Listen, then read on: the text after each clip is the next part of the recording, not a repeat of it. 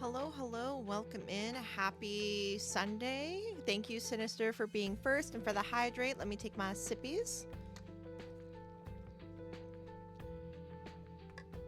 Perfect. And thank you, Asha, for the lurk. I hope you're having a good day as well. Enjoy your lurk.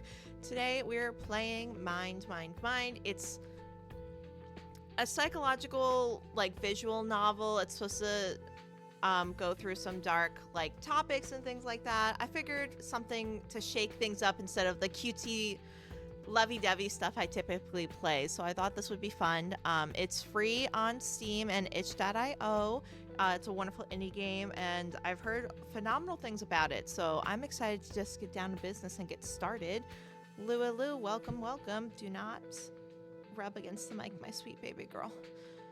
My cats are extra clingy to me this morning because I went to the Renaissance Fair yesterday. And I was gone much later than I expected because traffic leaving the parking lot was insane. I was stuck in the parking lot for 2 hours, not even exaggerating. We left early. The rent fair didn't end until 6. We left a little before 5. And we did not get home until 9 p.m.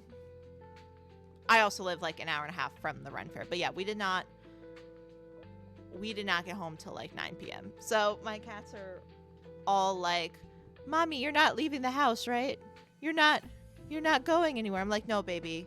I am not planning on leaving my apartment today. I am a gremlin. I am wearing a hoodie right now with the hood up with my headphones over the hood. Like, I am so full on gremlin mode. I'm like, I ain't leaving shit. But we're good. We're home. We're safe. And we're gonna play an interesting game. So let's dive right in. What do I want to be called? Hello, Lucy's being super clean because I went out yesterday from 12 p.m. to like 10 p.m. See?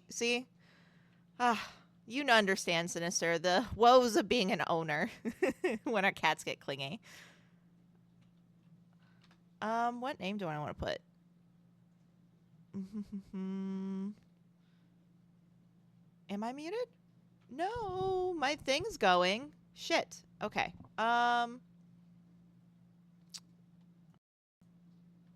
It's showing my mic going, Sinister, like it's catching my sound. You still can't. Can you still not hear anything?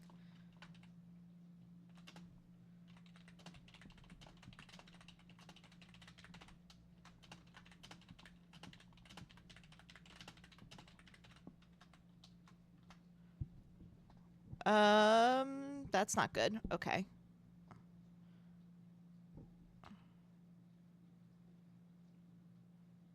Fuck. All right. Still muted on your end. That's so weird. I don't know how else to fix that.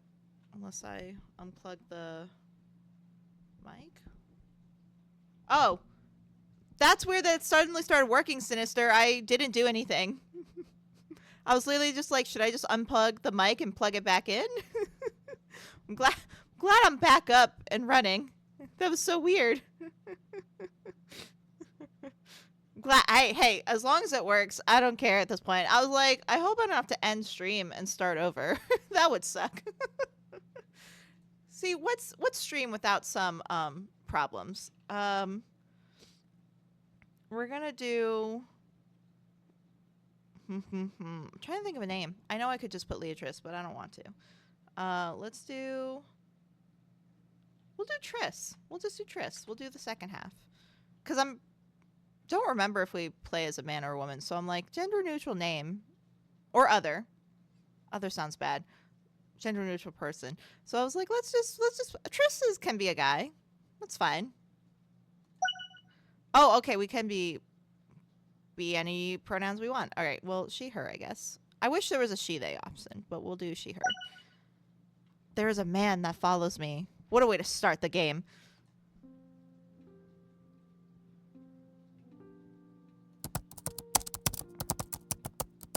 Oh, that typing is so loud. Hold up. Let me lower that a bit. Also, this eye in the corner is freaking creepy. I sit in the cafe typing on my laptop as I sip the final dregs of my iced coffee. I look up, gazing over the top of the screen to the seat opposite of me. He's sitting there. He wasn't sitting there before, but I'm not surprised to see him. He vanishes from time to time. There was a blissful period when he didn't appear for an entire weekend. Still, even when he's not visible, I know that he's always around, watching, waiting.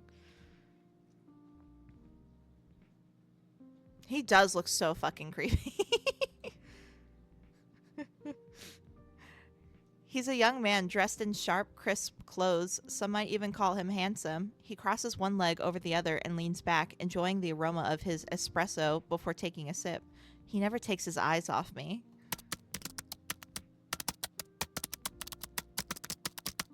Oh, wow. That's still so loud. Sorry. Actually, what's this? Oh, that's just a recap. I focused my gaze on the laptop screen, trying to avoid looking at his face. I was in the middle of typing a sentence, but I can't remember the continuation. For a minute, I stare blankly at the document, typing, deleting, and retyping the same word over and over as a cold, prickling sensation washes over me. The man finally speaks. His voice is calm but reassured. He talks with the quiet confidence of a university professor. This is a nice cafe, isn't it?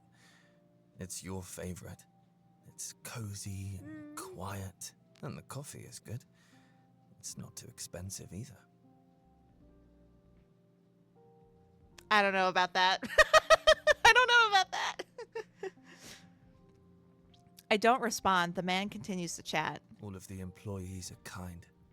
They're generous, allowing students to work here for so long. Also, is that not a wedding ring on his finger? Just pointing that out. Though you've already been here color for 30 change. minutes. It was fairly empty when you first arrived, but it's going to be crowded soon. People always drop by to kill time before their evening classes. Don't you think it's about time to leave? You thought it was? It does look like one. Like, why is that there? Also, it's so thick. I have a drink, I respond. The man picks up the plastic cup and shakes it, rattling the ice cubes. He cocks his head and looks at me, raising an eyebrow. You had a drink. Bro, get the fuck out of here. Who are you, the drink police? I'm thinking about getting some food, maybe a pastry or a bagel. Are you? Really? When you're trying to save money? And you have sandwich fixes? I know. I don't know if I like... I don't know. I'm getting skeevy vibes, you know? I told you this was not going to be a cutesy visual novel today. I was like, let's shake things up and do something that's slightly horrifying. Also, his eyeball in the necklace keeps moving and I hate it. See that? See that shit? Hi, Lana. How are you? How are you doing? Oh my god, you're right, Sinister. It does follow the mouse. Oh my god. Jesus fucking Christ. I don't like this. Oh god. We're good, Lana. We're playing a visual novel called MindMindMind that is supposed to be a dark like dating sim. Like there's verbal abuse in the game and like negative thoughts and like low mental health. So trigger warning you. But I'm good. I wanted to shake things up. I wanted to get spicy with it. But how are you, Lana? How's your Sunday going? How was your weekend? How have you been? I slumped down, leaning my face closer to the screen as I mashed the keys, filling the document with gibberish only tangentially related to the topic of the paper. We literally just started the game. We're sitting in a coffee shop and this creepy man is talking to us. And we're getting nervous, and instead of just leaving an uncomfortable situation, we're pretending to ignore him. That's essentially it. We are not that far into the game. It is voice acted. We hear his voice. The man sighs. The employees are too kind. They won't tell you to leave, even if you're being a bother. You're a paying customer after all. A paying customer that sat here for 30 minutes after getting a single coffee and insists on taking up an entire 2-person table for just one person. Oh my gosh, Anxious, how are you? I've missed you. I was so excited when I saw your going live notification yesterday. I was at the Ren Fair, so I could not watch, but I hope you had a fabulous stream. How are you doing? And also, yes, I switched to VTubing. I got a new model. Thank you. I'm so glad. Lana said I decided to rest yesterday. Wild, right? That's amazing. Good on you for resting. And you went for a stroll at the beach. That sounds amazing. I've been good. I went, as I said, I went to the Ren Fair yesterday. It started off great, ended kind of terribly. I didn't get home till 9 p.m. because traffic was asinine, but it's fine. It's fine. I'm home. My cats are happy I'm home, and I'm playing a creepy psychological visual novel. It's gonna be great. Also, don't understand why this guy cares so much that I'm here. Like, he's fucking here. Do your own thing, bro. Like, if I'm, like, sitting at a table and this guy's just like, you know, you're taking up so much fucking, like, space for existing. Like, how dare you? And I'm like, rude. What con? Oh, just the Renaissance Fair. I don't know. It's just like a little 2-month festival where you get to dress up as medieval times and drink mead. Yes, I had wonderful raspberry mead yesterday. Chef's kiss. Overpriced though, and they had turkey legs and stuff. I did the pleasure feast though because I think Ren Fair food is expensive for what it is. Going good. Just been busy with work, but trying to get back into streaming. Good. I'm glad you're good. That's what matters. And welcome back to streaming, Anxious. I'm glad you're back, and I look forward to seeing your streams in the future. I don't plan on being at the Ren Fair again anytime soon. Yesterday was fun, but I was not drunk enough for it. Yeah, balancing work and consistency is hard. Those are always a bit run down here in Brazil. I see some U.S. ones and the big ones look awesome. Yeah, they're definitely fun in the U.S. It definitely is depending on what you're looking for. Food and drink is expensive, so I wouldn't go for cuisine, but I like watching the shows, like the jousts and stuff like that. There's a Scottish punk band that I like to listen to called Tartanic. They're there every year.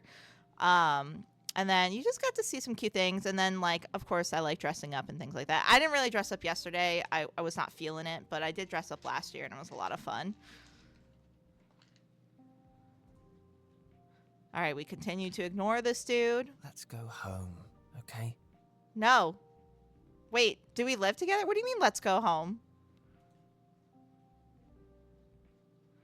1 minute later, and I'm tossing my cup in the recycling. I open the door to the cafe. The cold wind outside buffets my face, and chilly droplets sting my skin.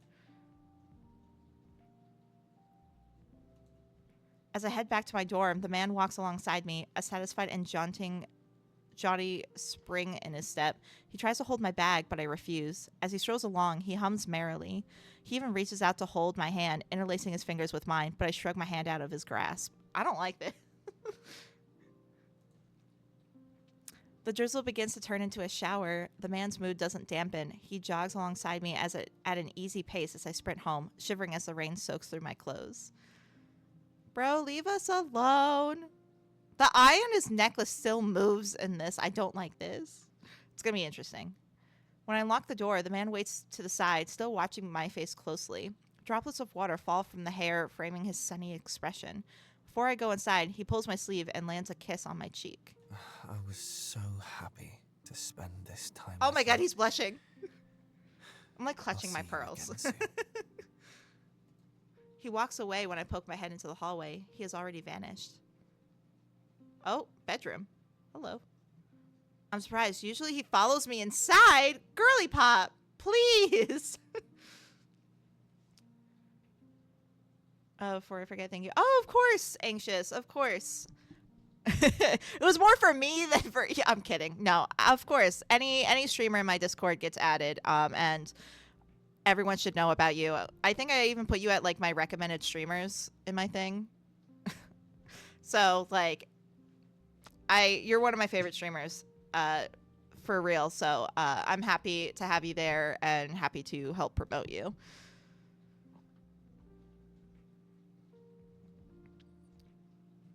Did I? ADHD at its finest moments. Did I? Oh yes, he lingers preparing tea and snacks and soothing music. Then after an hour or two, he disappears. Okay, I'm always glad when he's gone. That man wasn't always there. I can't remember seeing him when I was in elementary school. Perhaps he was lingering somewhere watching, but he never came to talk. Wait, how old is our character? What do you mean elementary school?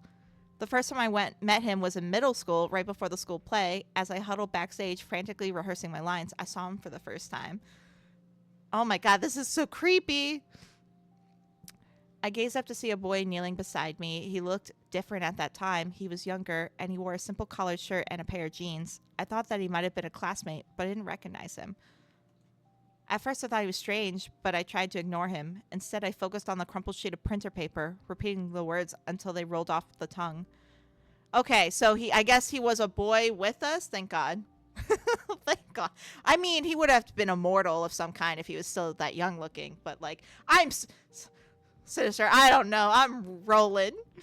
Then he spoke. Oh, is this like a heartbeat thing? Oh my God. There are so many people watching. Can you imagine what it'd be like if you forgot your lines? You're standing on stage in front of dozens of people, flapping your mouth like a dying fish. Oh no, this is anxiety. I wonder what your classmates would think. They'd probably curse you for ruining weeks of hard work, for being the only wrench in a well-oiled machine. Oh, I wonder if he's like, what's the word I'm thinking? He's like an extension of our character. Like he's like the bad thoughts we think, maybe. If he's saying all this shit to us, and then he said all that shit at the cafe too. By the way, I like low-key read the description a little bit a while ago, and then I promptly forgot it. So I don't fully know what's happening.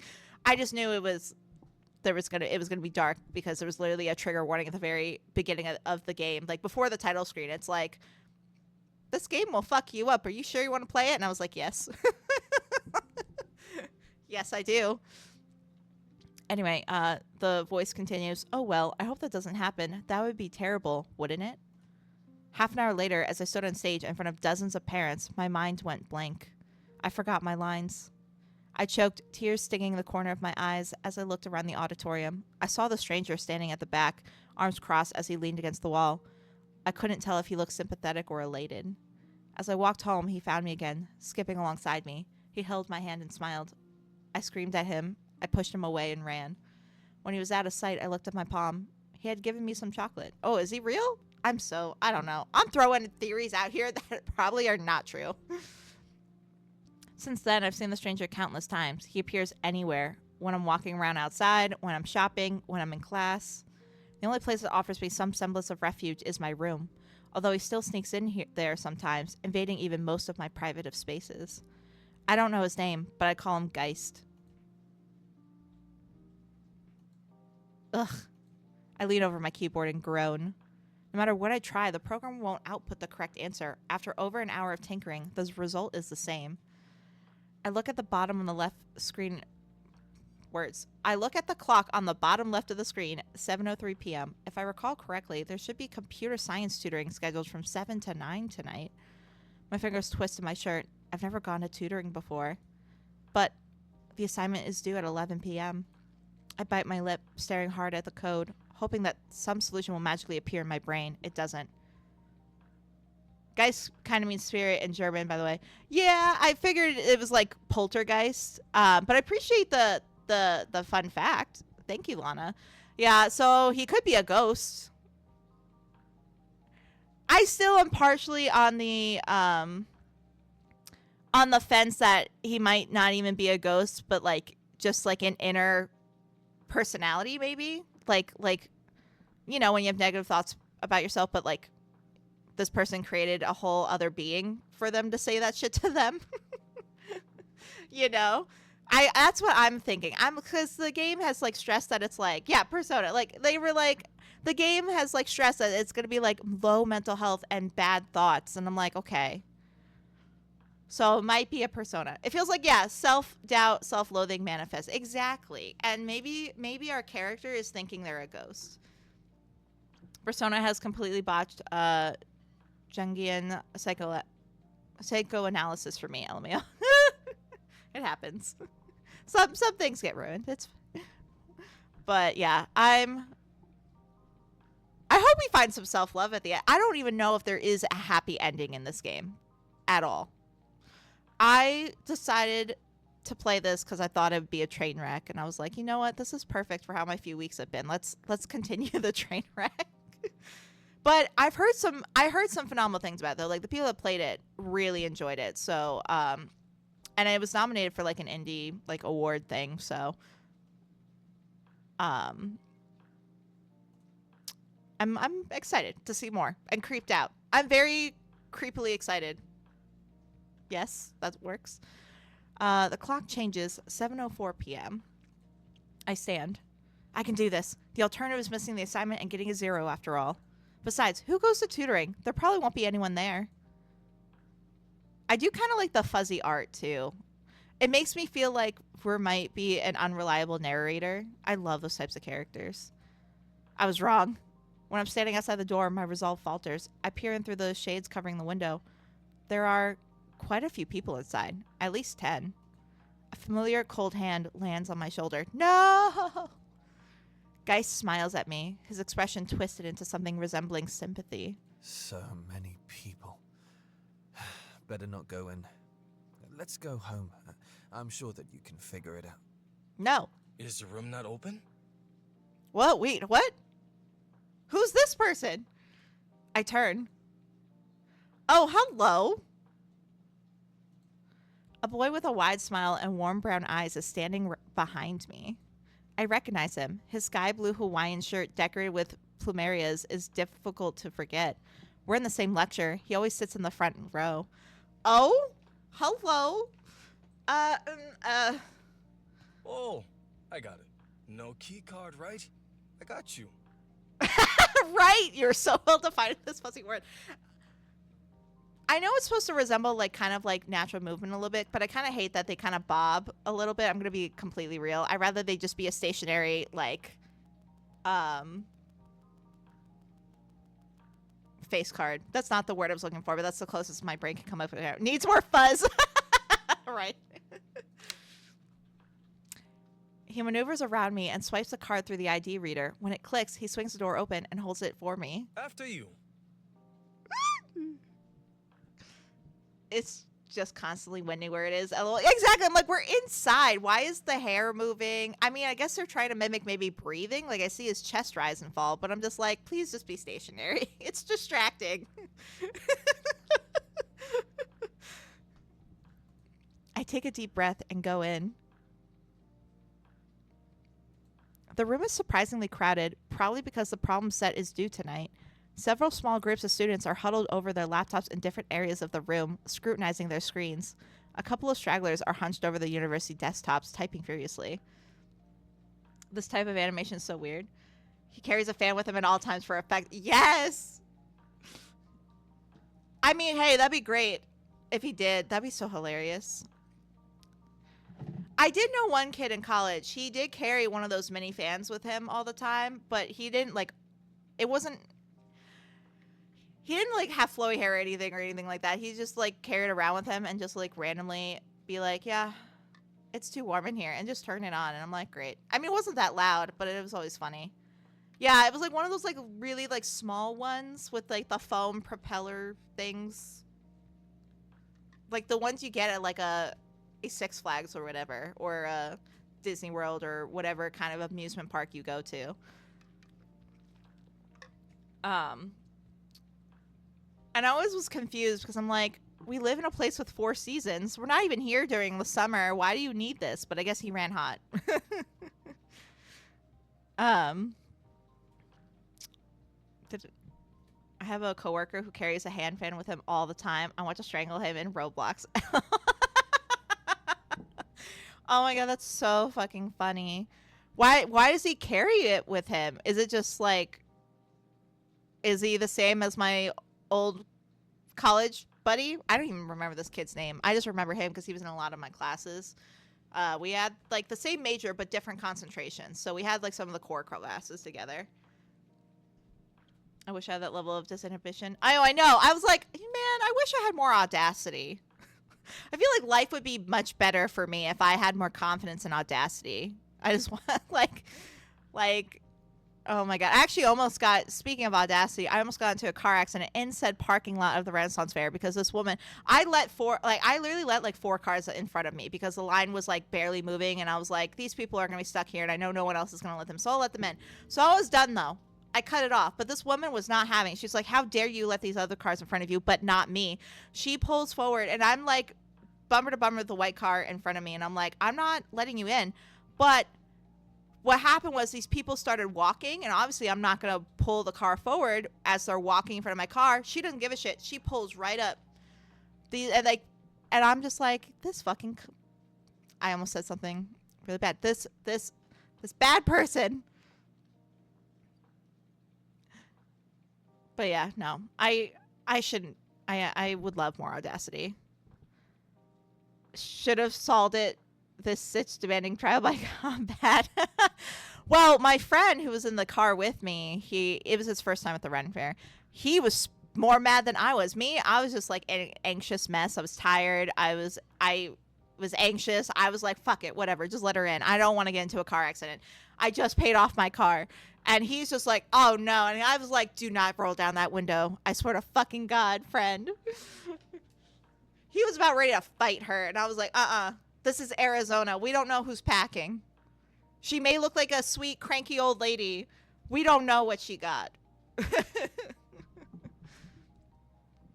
No, I just like try not to say the worst curse words, Lana. It is 18 plus here. We're not super family friendly, but in the event that someone is watching, that's their problem. But yeah, but it adds to his bitchy sass. I mean, we like a sassy queen sometimes, don't we? Sassy queens are great. Let's see. There seems to be a single tutor, a pale Japanese guy. He has messy dyed hair and he's wearing a Tricone University Letterman's jacket. He is leaning on the desk next to one of the stragglers, pointing to the screen as he explains something. I go to a corner of the room and sit between 2 of the computers. I take out my laptop, rousing it from its slumber and navigating to my code editor. Guy settles into the chair next to me, crossing one leg over the other. The boy also sits next to me on the opposite side. He leaves a 1 computer gap between us. My heartbeat hitches. Look at his waist, guys. Look. It's like snatched a little bit. Don't you see this? They like curved him in a bit.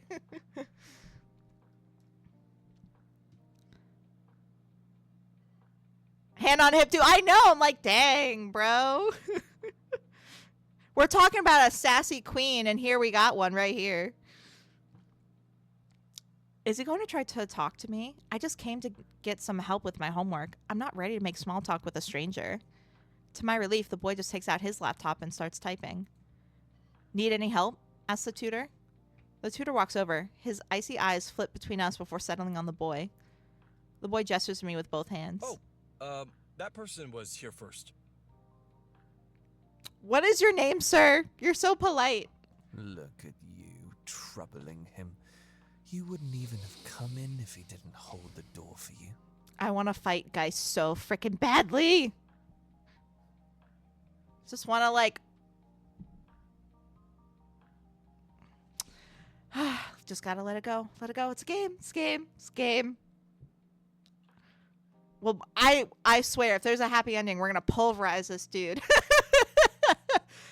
Get him out of our heads. Let's hope you can talk without tripping over your own tongue like a buffoon. My cheeks heat up. I frantically click through my pages of web searches, hoping that the tutor doesn't see my open tabs or my bookmarks. Finally, I pull the code editor back up. I'm running into an error and I can't figure it out, I say.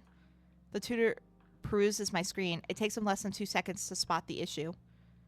Easy one, says the tutor. Here, you've got a less than or equal sign. It should be less than. I make the correction. The tutor waits as I run the program. He directs me through a couple of tests. When he verifies that the code is working as intended, he turns to the boy. All right, what about you? The tutor asks. If I'm being honest, I don't really know where to start. Bro, the assignment's due tonight. I've never understood waiting for an assignment to the last minute unless, like, you actually, like, are working jobs or too busy. Like, bro, just get that out of the way.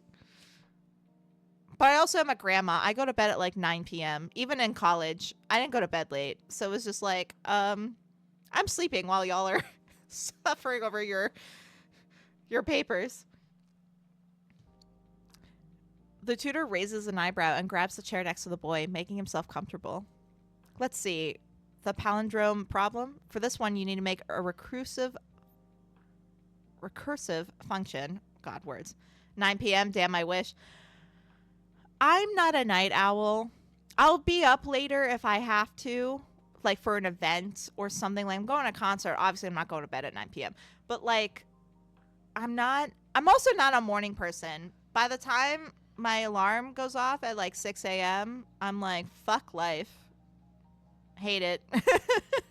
I'm a middle of the day person. I thrive in the afternoon. Like the mornings, I'm sluggish. The night, I'm sleepy. The afternoons, golden hour. I am the most active and energized in the afternoon. That's my shit mood. Yeah, exactly.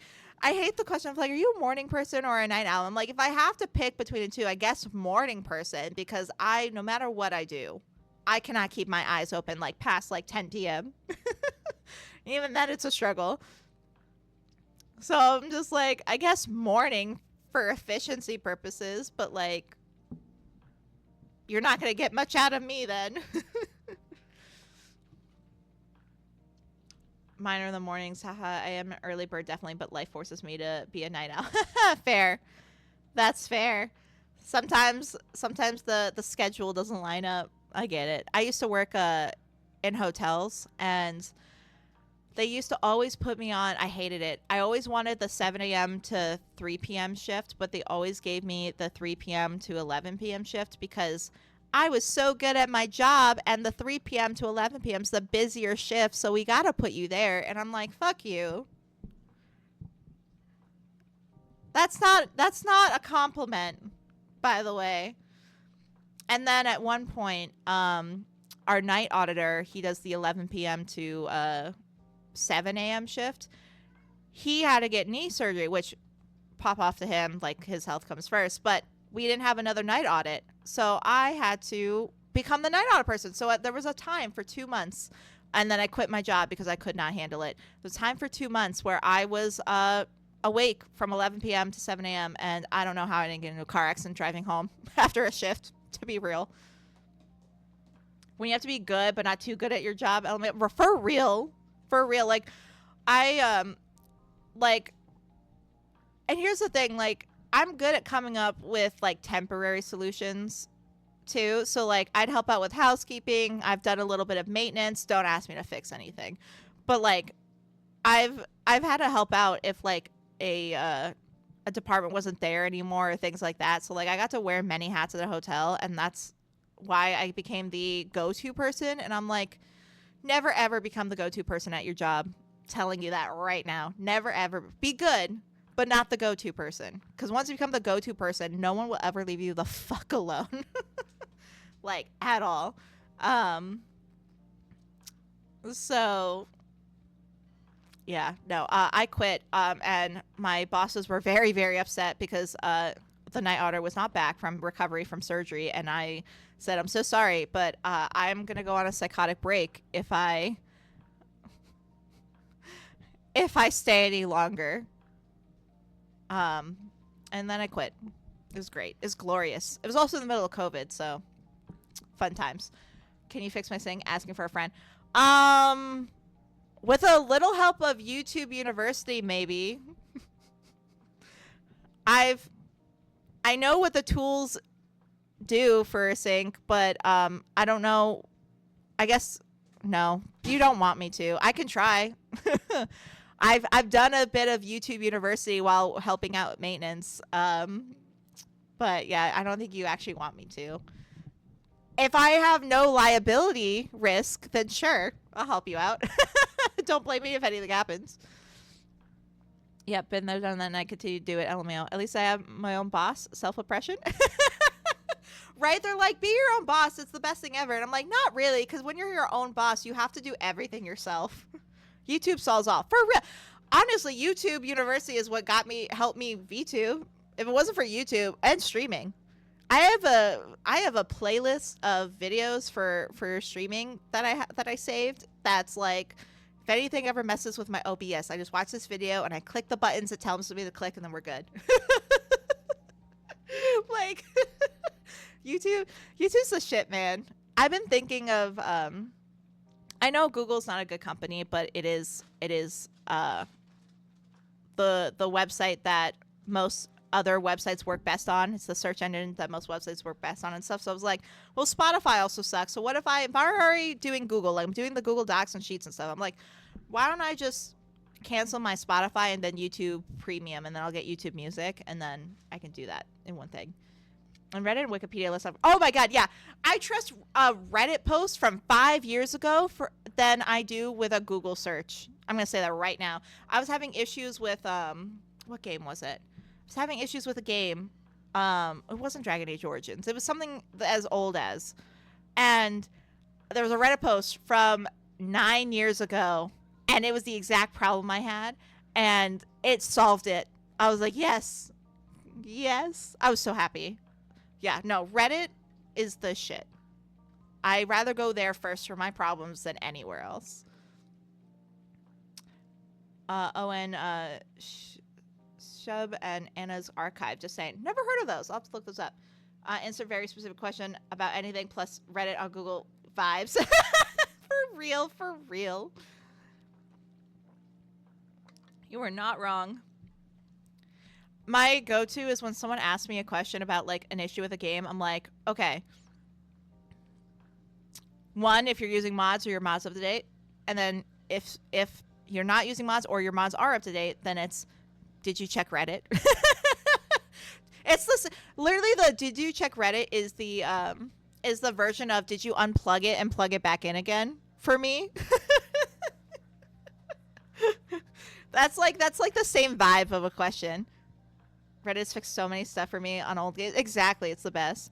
And Anna is a repository for books. Oh, cool. Thank you for sharing, Lana. I'll have to writing those down so I can look at those later. Yeah, no, Reddit is OP. It's the shit. I could not live without it, quite literally. I actually have 2 Reddit accounts. Fun fact. I have one for, not necessarily for streaming, but I do have one with my streamer profile on it, and then I have a personal one. I kind of want to delete the personal one, but I'm like, I have so much good karma on it, so if I need to like make a quick post, it'd be easier to do that one than my than my other newer Reddit account. My newer Reddit account hangs out in Otome threads and Otome communities. I posted so much shit.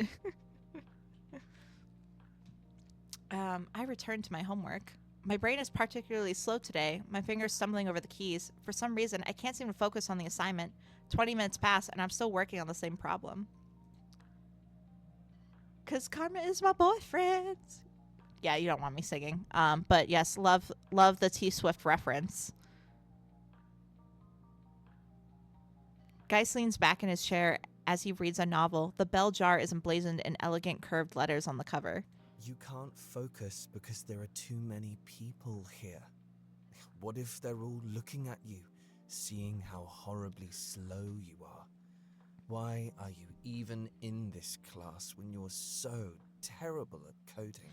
I am absolutely terrible at coding myself. I tried to take a coding course, and I promptly was like, fuck this. My brain can't understand, and I'm good. I moved on. I used to have thoughts like this, though, about being nervous about being in public and, like, being like, what if they're staring and I don't realize and things like that. And then at the end of the day, it's like, I am awesome and I'm great, but I also had to tell myself, you're not that awesome. You're not that, like, that much of a public figure. Like, you're fine. No one's looking. And even they did look, who the fuck cares? You're never going to see them again. Like, I had to, like, tell myself, like, you're not that special. You're not that kind of special. It's fine. And honestly, that weirdly worked. Hi, Camellia. How are you? Good job on doing chores. I should be doing chores instead of streaming, but here I am. Thank you for being here.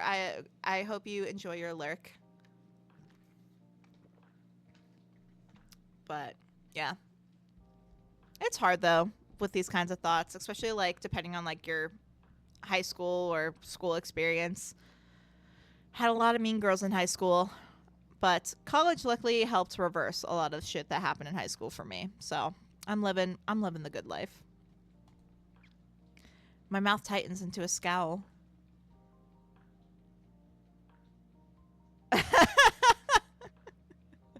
Did I? Oh gosh. Next to me, the tutor has been hovering by the boy the entire time, guiding his charge methodically through the problem. However, it's slow going. Several sheets of paper covered with scrawled diagrams are lying on the desk, but the boy's eyebrows are still furrowed in confusion. That boy is me. No need to read it anymore. You got the lesson, Olivia, right? The older student sighs, glancing at the other students in the room. I'll be back. Let me help them for a sec. Oh, this poor tutor. I suck at tutoring. I remember how I had to do, like, I was part of the... I know it's a scam now, but my parents, you know, the parents love this shit and they fall for it. I was part of the National Honor Society in high school, and requirement was to tutor other classmates. And look, I don't mind helping my fellow classmates, even though they are little assholes. But, like... I'm not good at explaining things. I also, like, I always seem to flip-flop with the class. Like, for example, like, for biology, the easiest section for the class as a whole was the heart section, was the heart lesson plan. I didn't understand the heart, ironically. But the endocrine system was my bitch. I knew the endocrine system so good, and I was literally the only person that really got it out of my whole class. So, like, I've always, like, understood things flip-flopped. So tutoring was a pain because the things that these kids had trouble with, like, yes, I knew, but I also didn't know how to explain how I knew. You know what I mean? Like, it wasn't math, but I still had to prove how to show your work. And I was like, I don't know how to show you my work with this, because I could never help them understand. Like, I got them to the right answer, but they were not understanding. You know what I mean? And that's what you really want when you're tutoring someone, is for them to have an understanding so they don't need help in the future. I was so bad at it.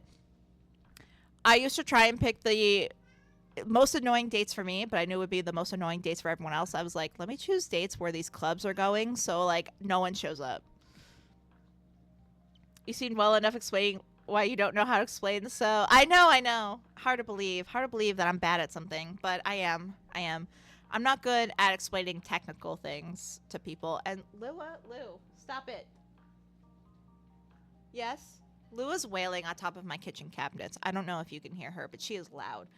What's the matter, baby girl? Yeah. I know. You're not getting attention, so life sucks. I get it.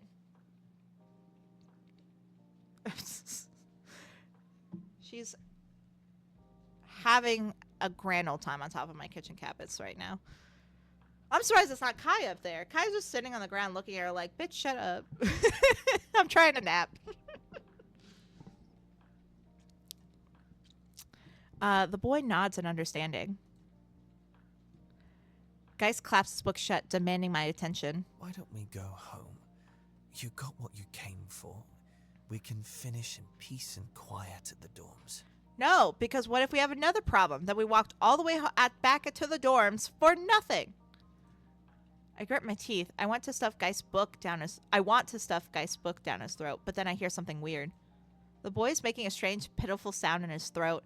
He sounds kind of like a whining puppy. He stares at the computer in dejection. His frown's so deep that it looks like a rain cloud crossed over his face. Oh my god, is he going to be like a golden retriever personality? That'd be hilarious. I eye his screen. Every time he runs his program, it freezes, refusing to budge until he force closes it. I look a little closer. Oh, he forgot to increment the counter variable. Should I say something? It's an easy enough fix, but my throat feels dry. Girl, say something! I believe in you! Let's go! You'd better not.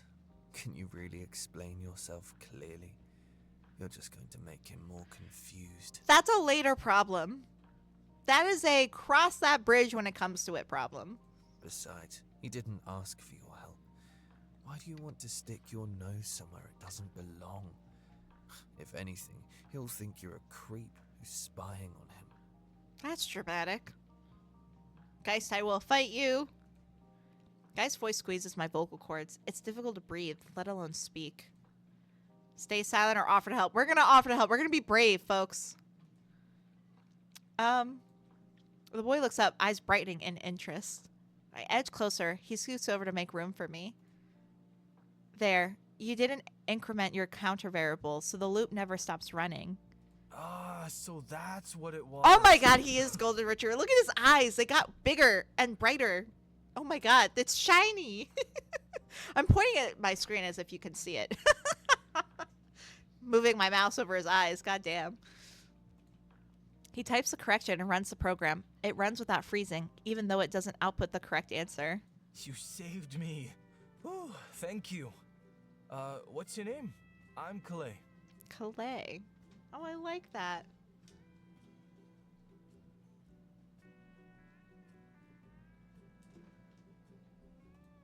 I'm Triss, I reply. Nice to meet you. We're in the same lecture, right? I'm pretty sure I've seen you around. I nod my head. My eyes inadvertently skirt around his face, avoiding direct contact. Now that you mentioned character types, oh no. Yeah, Lana? What did you notice? We return to our respective problem sets. Once or twice he reaches out to me with a question or asks me what problem I'm working on. Every time he opens his mouth, my stomach does a oh my gosh, backflip. Words. I can read. Slowly, the other students file out of the room. Soon, Kalei and I are the only ones left. The door opens. A female student hovers in the doorway. She's dark-skinned. Her umber hair falls in coils, framing her face. She's wearing a bright blue Tricone University sweatshirt, a pair of dark-washed jeans, and a white backpack. When she sees Kalei and me, her eyes widen in surprise. She talks to the tutor, letting the door close behind her. Now, I would love a little one-on-one yap about voice novel archetypes. I don't know much about them. Oh! That would be fun. You know what I would do? Lana, I'll put together a presentation. That would be great. Just do a little presentation in the Discord. That would be fun. There's so many different archetypes, especially if you're like going across cultural like boundaries too. Oh my god. Hey, I have ADHD and a shit memory. You expect me to remember shit off the top of my head? Even though I do know a good amount of things off the top of my head, but then I would forget important things. It's bad. You don't want me explaining a story, being like, okay, this is the archetypes, and then I'm like, wait. But under these circumstances, there's this archetype, and then wait, but this, and then I'm like, stop.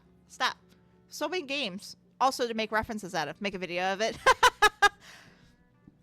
Leatrice's 101 on voice novel archetypes and the different types of love interests. I could do a video. Could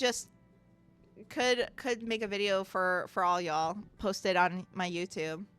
It would be interesting. ADHD gang rise up. Yeah, right? Like, you expect me, like, I know this shit. Like, if you ask me a direct question, I would know the answer. But, like, if you expect me to, like, go at a story, an all well-rounded lecture, I'll be missing shit. And then I'll be backtracking, and then you'll be confused, and I'll be confused, and I won't remember what I said at the beginning. It'd be a mess. So yeah, I was like, PowerPoint presentation. Heck yeah. I love doing PowerPoint presentations. I don't know why.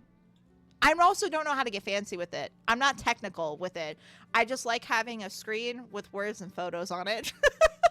I'm a very visual person, which is why I love PowerPoints. I mean, you just do the PowerPoint in Discord and up the recording later if you want. That's true. I can have my OBS up while I'm in Discord and we can all be in a video. Same. I love making my little PowerPoints for classes. I loved your PowerPoint that you shared, Lana, on words on a the day we did the Jackbox Games night. Sinister, you missed it. Lana joined in and shared a wonderful presentation on different like cultural outfits and stuff. It was really cute.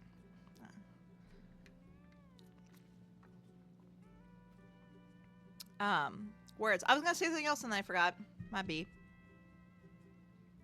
Oh my god. See? Told you. I already forget shit. Oh, I gotta show you like real deal ones though. We'll just do a PowerPoint swap, Lana. And anyone that wants to join, we'll have an event in the Discord that's called PowerPoint Swap. And you can do a PowerPoint lecture on any topic you desire. I'm all for it. One of my old jobs did this. It was just like, make a short PowerPoint presentation on your favorite like topic. And I did one on the difference between drakes and dragons. And then one person did a PowerPoint on the best One Direction album. And then one did a presentation on his favorite memes. And I don't remember a few of the others. But the PowerPoints were like so like diverse. It was really funny. They were great. So yeah, I would love to do another PowerPoint night. Be great. We were talking about PowerPoints as if they were drugs. Do PowerPoints, not drugs, kids. Same effect. That's the new slogan. Make PowerPoints. Don't do drugs. I would do a PowerPoint why I hate HR icebreakers, LMAO. They pick the worst icebreakers. What's a fun fact about yourself? I don't know. I'm boring. I always do like that. I'm a speed reader. Like I can read really fast. That seems to impress people and scare them too. And I'm like, yes, let me assert my dominance by saying I read faster than you. It's my way of asserting dominance. But yeah, no, I hate certain icebreakers. Or like, even like they do like icebreaker questions as like an interview question. And I'm like, no, Brenda, I don't know what I would do if I was stuck in a fucking blender. Like, bruh. Leave me alone. Mine depends on the audience. See, that's smart to have multiple like answers like locked in depending on the people. I'm like I said, I don't have the mental capacity for that. I'm just like speed read. I can read a 500-page book in a day. Great. Moving on. What about you, sir? I laughed out loud for real with the blender. I was never asked it in an interview, but I have a friend who was. He was like, yeah, the interviewer asked me what if I was like stuck in a blender, what I would do to get out. How would I escape? And I was just like, these interviewers be fucking bored, man. They're just trying to trip you up and just make you embarrass yourselves for their entertainment. I hate it. The female student goes, oh, are you still busy? Yeah, says the tutor. Take your time. I'll be over here. Kalei's eyes widen and he waves enthusiastically at the older student. She smiles and waves back. The older student goes to the other side of the room and sits in a chair. She slings her backpack over the back of the seat before taking a book out of her bag and starting to read. Do you know her? I ask. Yeah. She's a TA from one of my other classes. Super nice and so smart. She gave me a lot of advice about the courses and teachers in the bio department. Nice. I eye the clock, 9:15 p.m. I've been here too long. The tutors only pay to stay on the clock until 9. I start to pack my things. I'm not done, but I'll just have to finish it up somewhere else. Next to me, Kalei seems to have the same idea. I thank the icy-eyed upperclassman and exit the computer lab. I check my phone again, 9:20 p.m. now. I still have an hour and a half to finish up and submit. I should go to the library. I can't waste valuable time walking back to my dorm. No, Brad. Oh, God. You clipped that? Oh, my gosh. I appreciate you, Lana. I can't wait to watch that later. Thank you for clipping. That reminds me. So you know how I did that Moon Dusk Masquerade alpha demo playthrough on Thursday? Well, I sent the YouTube video to the developers because they they asked if they could clip my stream, things like permission to clip and things like that. And I was like, why don't I just send them a link to the video? I also did 2 clips. I'll send them that. And they responded. They were like, I watched the whole thing and you're fucking funny. I loved your assets comment.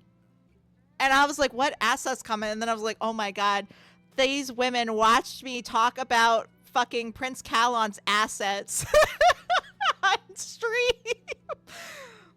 And then they were like, oh, we also loved your rope bunny comment. And I'm like, I'm so embarrassed, but like, at least they had enjoyed it. I was like, man, I'm glad they have the same humor that I do. But when I woke up to that email, I think it was like either yesterday or today. I can't even remember when I got the said email, but I just remember it and I'm just like, it was yesterday. I was like, oh my God. So glad they were entertained. Now I know I'm confident now they'll reach out to me for further releases to play. Oh, this is the public reputation you're building up before you die, Leah. I know, this is my online footprint, everyone. My digital footprint is me simping hard over fictional characters. Harassing fictional characters. But hey, you know what? Simping gets a bad rap, and I'm trying to bring back the good rap for simpers, okay? We like simps. We don't like parasocial simps, but we like regular simps that like for good-natured love characters. Before I have the chance to put on my headphones, Kalei jogs up beside me, his backpack bouncing on his shoulder. I instinctively, oh my God, instinctively tense up. Hey, you still get some homework to do, right? Do you want to work on it together? Heck yes. Yes. Okay. Heck yeah, Triss. Let's go. I'm so taken aback that I can't even think to refuse. He beams. Shoots. Comrades until 11. Gee, it's done. He's adorable. I just want to say that. Kalei and I both slump on the table, relieved. 10:52 p.m. We submitted our assignments just in time. If you were a generic Otome MC, how would you die? Oh my gosh. Okay. How would I die? That's a great question. I feel like it'd be an incredibly boring death. Actually, no. It's either going to be incredibly boring or incredibly dramatic. So either it would be being hit by a car or something. Because yes, that has been a bad ending in some Otome games I've done. Or get like so that's like a little bit boring. Or I would, let's see. Or I feel like it'd be more manhwa style, like webcomic style. Like for the Otome, it would be like I'd die in an accident after I found out like my boyfriend was cheating on me or something, or a girlfriend was cheating on me, or a partner. Because I'm not being gender specific here. Getting hit by a car sounds like the worst ending in history. Oh, no. I don't think it'd be fun. But out of all the potential deaths out there, it's definitely not the most interesting. Unfortunately. Not unfortunately that. That's not what I mean. I mean, unfortunately, death in general is bad. No, that's not what I meant either. I'm stumbling over my words. Oh, then you wake up to a dream. Yes, thank you. No. I don't know why I'm adding the word unfortunately in there. Just erase that word. I don't know what I'm fucking talking about or saying. I'm tired. I haven't eaten today. Maybe I should take a snack when this ad break happens in like 3 minutes. My brain's not computing properly. Thanks for doing it with me. I don't know what I would have done without you. Anything for you, babe. I can't resist smiling, hoping that I don't look overly awkward. It was fun. Well, as fun as doing homework could be. Kalei is easy to talk to and jokes around a bit while still taking his work seriously. Coding didn't come easily to him initially, but once things started to click, he began to breeze through the problems much more easily. I was worried that it would be a one-sided affair, but he ended up helping me as much as I helped him. As I close out of my coding editor, I side-eye the blonde man sitting next to me. To my surprise, Geist is silent as a mouse.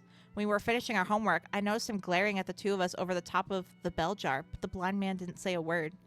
Heck yeah, we like a silent Geist. Even now, no venomous quips escape his lips. He just stares at Kalei, face twisted in an expression of vague irritation. It's this late? Oh, gotta go. Early morning tomorrow. See you in class. He smiles as he waves goodbye. After he leaves, my chest feels light. Sometimes good things do happen, even to people like me. Sometimes the sun does come, even to a place where it always rains. I have to keep myself from humming as I pack up my own belongings. Oh, where are we? Oh, it's the outside of the library. I was like, this looks fucking weird. When I exit the library, the air is chilly, nipping at my nose and cheeks. It's completely dark and mostly empty, the lamps casting eerie pools of light over the main plaza. As I go down the library steps, Geist follows a step behind, matching my every stride. I steer my gaze ahead, trying to ignore him. I take my headphones from around my neck and snap them over my ears, a welcome shield from the cold. I take out my phone and select my listening material of choice. Oh, we got an audiobook, soothing music, a podcast, exciting music. I don't know. I don't think I want to get too pumped right after leaving the library. Could get dangerous. We gotta choose our music type, or what we're listening to. Anyone have a preference? Do we want words? I mean, musics have words, but you know what I mean. Do we want like speaking to us words, like a podcast or audiobook, or do we want like music, like singing to us? Help me narrow it down 50-50. If I was at night leaving the library, I would not be putting headphones in because I don't trust people not to jump me. But that's just me being paranoid. If it was during the day and I'm leaving the library, I probably would pick music. I prefer listening to a podcast or audiobook when I'm like in the car on a long drive or doing chores. Soothing music. What is soothing music? What is soothing? Let's see. Let's do exciting music. We'll pump it up. I open up my playlist of rock songs. Hell yeah. The heart-pounding instrumentals envelop my ears, drowning out the world. Welcome back, Lana. I missed you. I turn towards the path leading down to my dorm, but something catches my eye. Someone's waving at me. A girl wearing a white hoodie, her hair tossed in a loose bun. I recognize her, although I don't know her name. We're in the same classics seminar. What should I do? Should I wave? Should I pretend that I didn't see her and walk past? We're not going to pretend we don't see her. That's rude. I tentatively raise my hand, keeping it close to my body. Her eyes flash over to me for a second before she looks past me, waving more enthusiastic. Oh, no. I hate when that happens. When you think someone's waving at you and it's not true. Another girl is jogging out of the library. Oh, no. We gave Geist some ammunition, probably. Oh, dang it.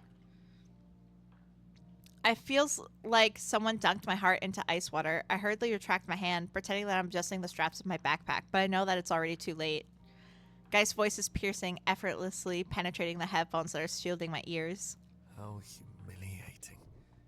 How could you have ever thought she was waving at God you? damn it. You barely know her. You've talked to her a couple of times. That doesn't mean you're friends. My mouth tightens and my eyes burn. He's right.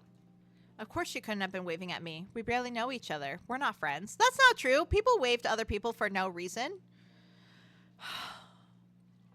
But, yeah, no, it is embarrassing. I have done this a few times. I turn up the volume on my phone and walk faster. I just want to get home as quick as possible. However, even with my headphones blaring over my ears, Guy's voice still haunts me. That's right. Pretend that you don't see anyone. Pretend that you don't hear anyone. If you don't talk to them, they'll never hurt you. I get up unusually late the next morning. Well, morning is probably generous. It's afternoon by the time I put down my phone and roll out of bed. After getting home, I stayed up until 4 a.m. on socials. I didn't even process what I was looking at. I just scrolled.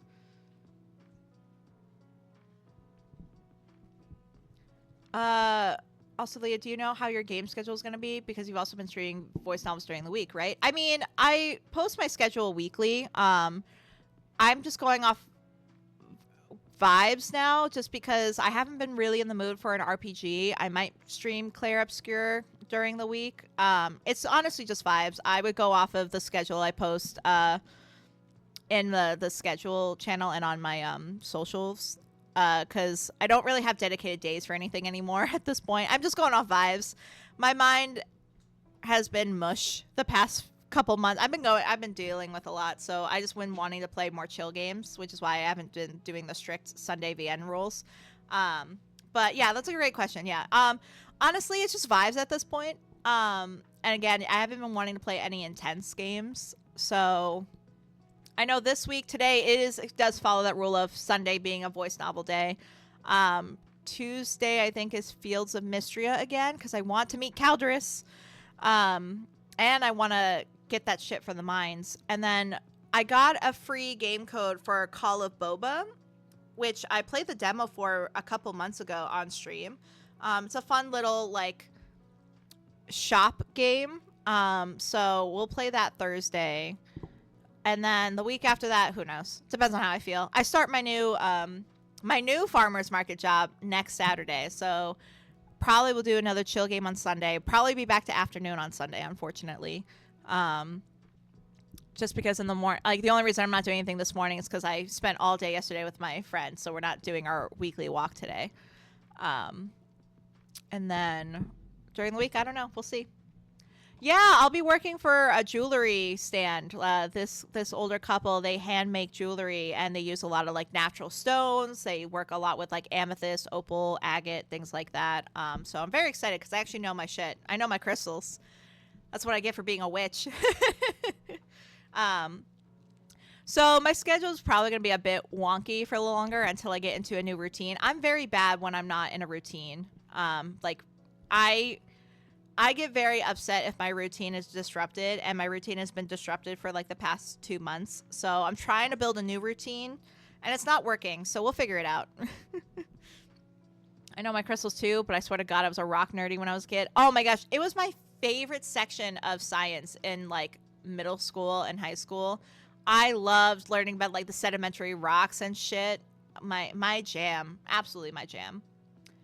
I collected all the rocks, buying them from New Age stores, LMAO. Hey, that's kind of mostly the way to go, especially now a lot of places won't let you naturally pick up the rocks because, you know, they're trying to, like, understandably so, make sure they're keeping nature as it should be. Like, leave no trace, take nothing with you, things like that. I never believed in their restorative powers. I just like the vibes and to collect. That's fair. Crystal magic's not for everyone. I don't believe it will change my life. It's not medicine, but I do think channel energy of stones can help you with some of your spell work. I have a money spell that I use with Tiger's Eye that always tends to work really well. If I don't include the Tiger's Eye stone, the money spell doesn't work as well, and so I always have to make sure I have Tiger's Eye with me when I do that spell. One time I used the wrong Tiger's Eye, so this money spell, I was like, I just, like, needed a little boost in my life. So I was like, let me just do a money spell to test out the waters, do a tiny thing. I used the wrong Tiger's Eye. I did red Tiger's Eye. I did not do regular Tiger's Eye. And does the color matter? Yes, it does, because red is about passion. And do you know what I fucking got? Well, one, I got a free Kindle shipped to me accidentally, and Best Buy told me to keep it, so that's great. But I also read a lot of 18 plus books, so that probably was part of it. But I also somehow ended up getting some free personal toys on accident. I did not want them nor ask for them, but they were shipped to me, and Tiger's Eye was like, see, you wanted a little extra stuff in your life, and so I got you some fun alone time stuff. And I'm just like, okay, money spell, I learned my lesson. Never doing red Tiger's Eye with this spell ever again. And I learned my lesson. I've done that spell 2 more times and it has worked, and I use regular Tiger's Eye. So if you do a money spell and you want to include Tiger's Eye, do not include Red Tiger's Eye unless you are wanting some more smexy time alone and stuff, and you're trying to save money on those kinds of things. But honestly, in my opinion, don't skimp. I told you the Unity Geology rock class story, right? I don't think so, Lana. I don't think you've told me about it. Also, TMI for that story. I apologize. But yeah, colors matter when doing spell work too, not just the stones.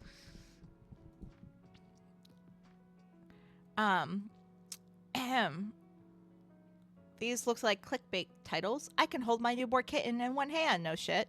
Famous influencer acts like a jerk for the 50th time this week. Modern dating sucks, and we'll all die alone. Real on the last one. It was stupid and pointless, but I just wanted to escape, to overload my brain with so much stimulation that I could forget my troubles. I totally get that. There's like some days where I need to be overstimulated, so I have the TV on, a song playing on my phone. I'm so sorry, Anxious. I am so sorry. I'm so sorry. But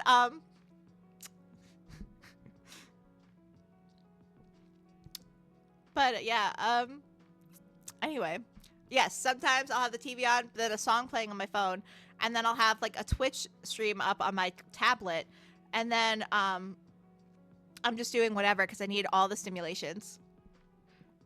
You're all good. Self-love is always prerogative. Yeah. I appreciate you, Anxious. I'm glad you understand.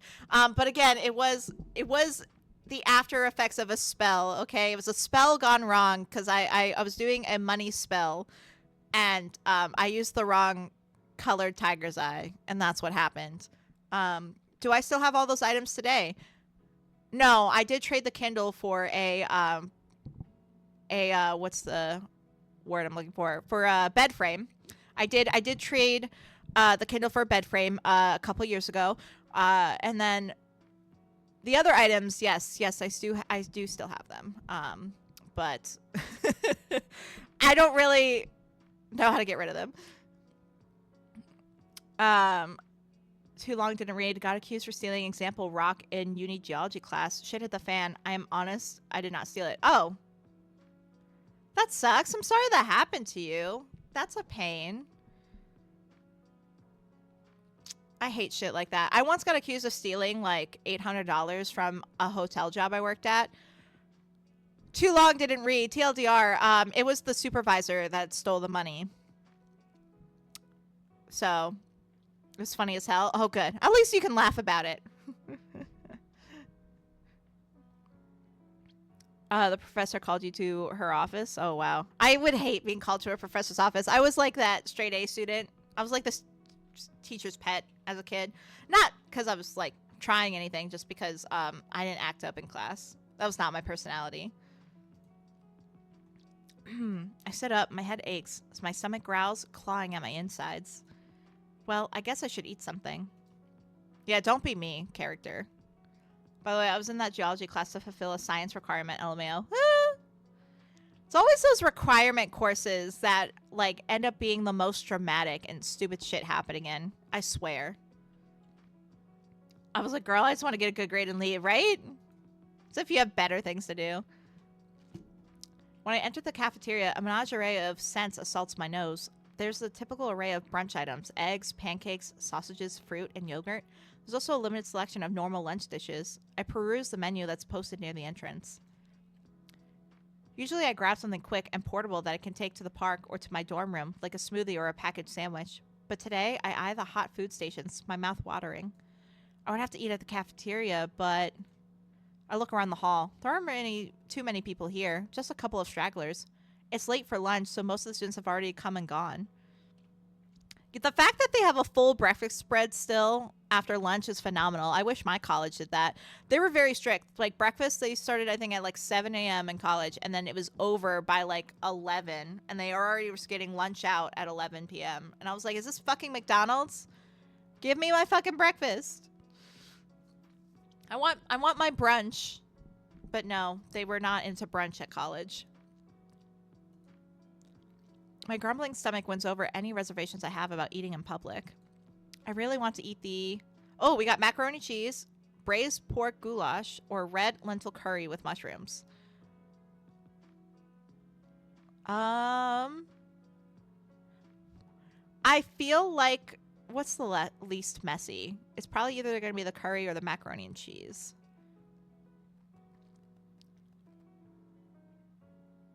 I feel like macaroni and cheese is the safe option. We're going to be safe here. I don't need Geist to talk to me. The student worker dishes out a generous serving of macaroni and cheese. I take it to a table in the corner. I dig my spoon into the pasta, admiring the white luster of the cheese and the sprinkling of golden breadcrumbs on top. The creaminess is heavenly. It only takes me a few minutes to finish half the dish. It's you! Mind if I sit here? Oh my god, he scared me. I legit flinched. Oh my god. Kalei, I love you, but goddamn. Don't sneak up on a girl when she's eating. I almost choke on my food. Kalei is standing next to me, holding a tray with a grilled cheese sandwich, a container of sweet potato curly fries, and a glass of cola. I wish I liked sweet potatoes. I don't like them. I despise sweet potatoes. I like almost every other potato but a sweet potato. Don't know why. Not a fan. I raise a hand to cover my coughs and gesture to the seat in front of me. Kalei beams and sits down. Didn't think I'd see you here. Did you manage to get any sleep last night? What are you asking about my sleeping habits for, sir? A bit, I respond. I'm barely able to get the words out. I'm still frazzled by the sudden intruder at my table. You see what happened because you decided to sit here? Now this guy found you, and you'll have to eat the rest of your lunch trying to have awkward small talk with someone you barely know. We don't barely know him. He's our comrade. He's our coding buddy. Shut the fuck up, guys. The familiar blonde man is sitting next to me, sipping an iced coffee. He glares at Kalei. He looks like he wants to strangle the boy. Kalei sets his tray down and takes a big bite of his sandwich, melting cheese oozing between his fingers and onto his plate. I kind of want a grilled cheese now. I have the stuff to make a grilled cheese later. I'm going to make a grilled cheese after stream. It's going to be phenomenal. He chews and swallows before speaking. Man, Comp Sci is so much tougher than I thought it'd be. I took it because I thought it would be easier than taking an actual math class. But somehow it's even worse. If you always think it's going to be easy, it's never easy. Fun fact. Murphy's Law. He pushes his container of sweet potato fries towards me, but I shake my head. He takes a fry and chomps it in half. How's it for you? Hard? I want to major in it. It's not bad. It's tough. I'm gonna do middle of the road. It's not bad. I don't think I want to major in comp sci. That sounds disastrous. It's not bad, I say. Kalei nods, taking another bite of his sandwich. I look down. He only just sat down, but the chat is already petering out. I can't keep up a conversation with this guy. I can only hope that he'll eat quickly and leave me alone. No, Triss. No. Kalei puts his grilled cheese down. He wipes his fingers on his napkin before taking out his phone. Hey, do you mind if I add you on Try-Message? Yes. None of my friends are taking Comp Sci, so I don't have anyone to suffer with me. Please? How can I say no to that face? Look at this pretty boy face. How can I say no to this? Oh, yeah, I reply. Before I can even process what he asked, I'm already fumbling my phone out of my pocket. I nearly drop it. What's your ID? Oh no, my pulse quickens as I open the app that I have never opened before. Ugh. On the inside, I'm screaming. It's prompting me to make an account. Geist has finished his coffee. He crosses his legs, turning sideways on the chair to face me with an amused smirk on his face. Oh no. Better not let Kalei see that. He'll find out that you're a hopeless loner. After all, you didn't Bro even pisses bother me off. making an account because you don't have a single friend to add on Try-Message. So fucking what, asshole? I know it's our inner voice. It's our inner persona, but I'm mad, grumpy. Sorry, give me a sec, I say. Forgot to update my phone. It's auto-updating now. Oh yeah, no problem. I drop my phone under the table and frantically input my information. It feels like I'm dismantling a bomb. Tick-tock, tick-tock. I literally, whenever Guy speaks, I like curl my fingers into a fist because I legit, he's getting my anger issues up and going. And I'm normally not an easy to piss off person. I want to strangle a smirking blonde man. I hurriedly changed my PFP to a random picture from my downloads. I got it. Shoot. We add each other on try-message. His PFP is a banana wearing sunglasses, and the tag under his name simply says, "Livin' life." No way. What? I ask. Did I do something wrong? Is my profile weird? Is that Detective Dog? I look closer at the picture that I chose for my PFP. Kalei is right. I had inadvertently chosen a fan art of the main character from my favorite movie series, Detective Dog. I feel my cheeks burning, and my heart sinks. Next to me, Geist is doubled over, chuckling uncontrollably. Wow, you didn't even make it 10 minutes before showing him what a weirdo you were. An adult that still watches cartoons for children. I still watch cartoons. Give me Might as well tell him that you some still went to Bluey bed any too. day. Honestly, if I feel overstimulated and I feel like I'm gonna like have a mental breakdown, I put on some Bluey and I calm the fuck down. I'm gonna be completely real with you. I love kid shows. I don't watch them all the time, but like they have that shit. I just thought the art was nice. I don't. I love Detective Dog. Bro's a fucking dog. Look at him get so excited. It's like I gave him a treat. I love him. I love Kalei. He's a cutie. What? I ask. What? Suck it, Geist. I used to watch that series so much when I was a kid. I stopped watching the movies for a while, but I was feeling nostalgic last year and I started to watch them again. They're actually so much better than I remembered. And I noticed so much about them that I didn't appreciate when I was younger. Fucking love Kalei. Let's go. Like how dogs' addiction to dog treats is a metaphor for alcoholism, and how the tyranny that the cats have over the city is based on imperialism. Justice for cats. This is propaganda. Why is it every like dog show or dog movie the cat is the enemy? Fuck this shit. Like Cats versus Dogs, hated those movies as kids. It's gonna be for real. Propaganda, the lot of it. Yes, cats are independent and can be mean, but dogs can be mean too. Why are they always the heroes? Sorry. Side tangent. Side thing. Side complaint. Moving on. And when Dog stops wearing his collar, he's freeing himself from both his abusive relationship with his wife and the generational trauma that the cats have inflicted on his family. Justice for cats. As Kalei continues to chatter about the symbolism of the third Detective Dog movie, I'm at a loss for words.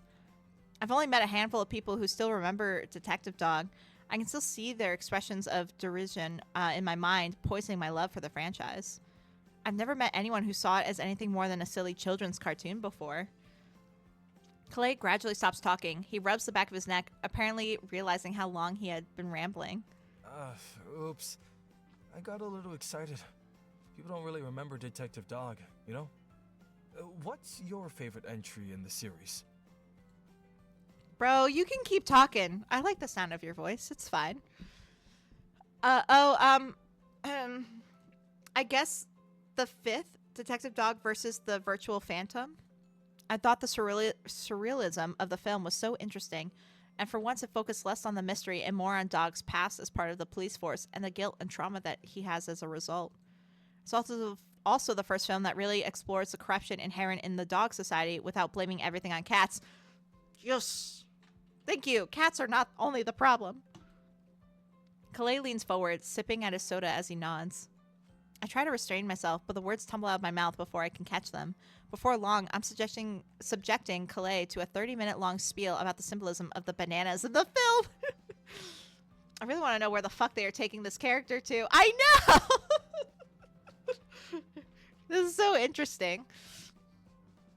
Still, he never looked annoyed or disinterested. He listens the entire time in rapt attention. When I'm done, he brings up his own thoughts, and soon we're engaged in a lively conversation about the use of food metaphors in the series.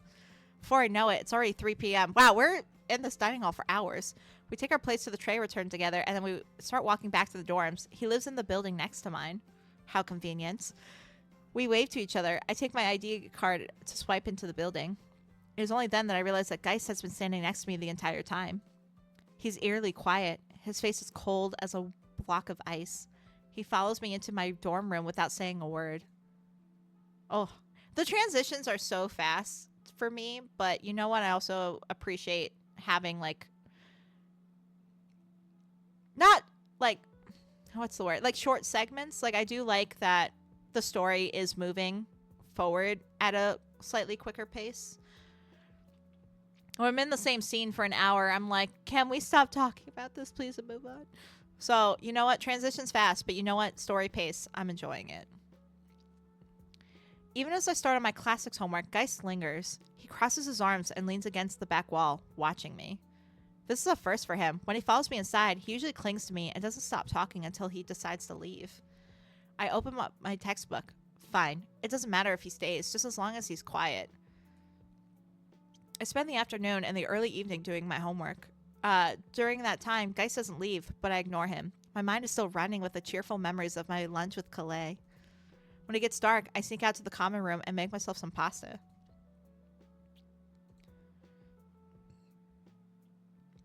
I lie on my bed, my stomach full of cheap carbs. Fair. I fish my phone out of my pocket and unlock it. The try message icon catches my attention amidst the mess of apps on my homepage. I click the icon and navigate to Kalei.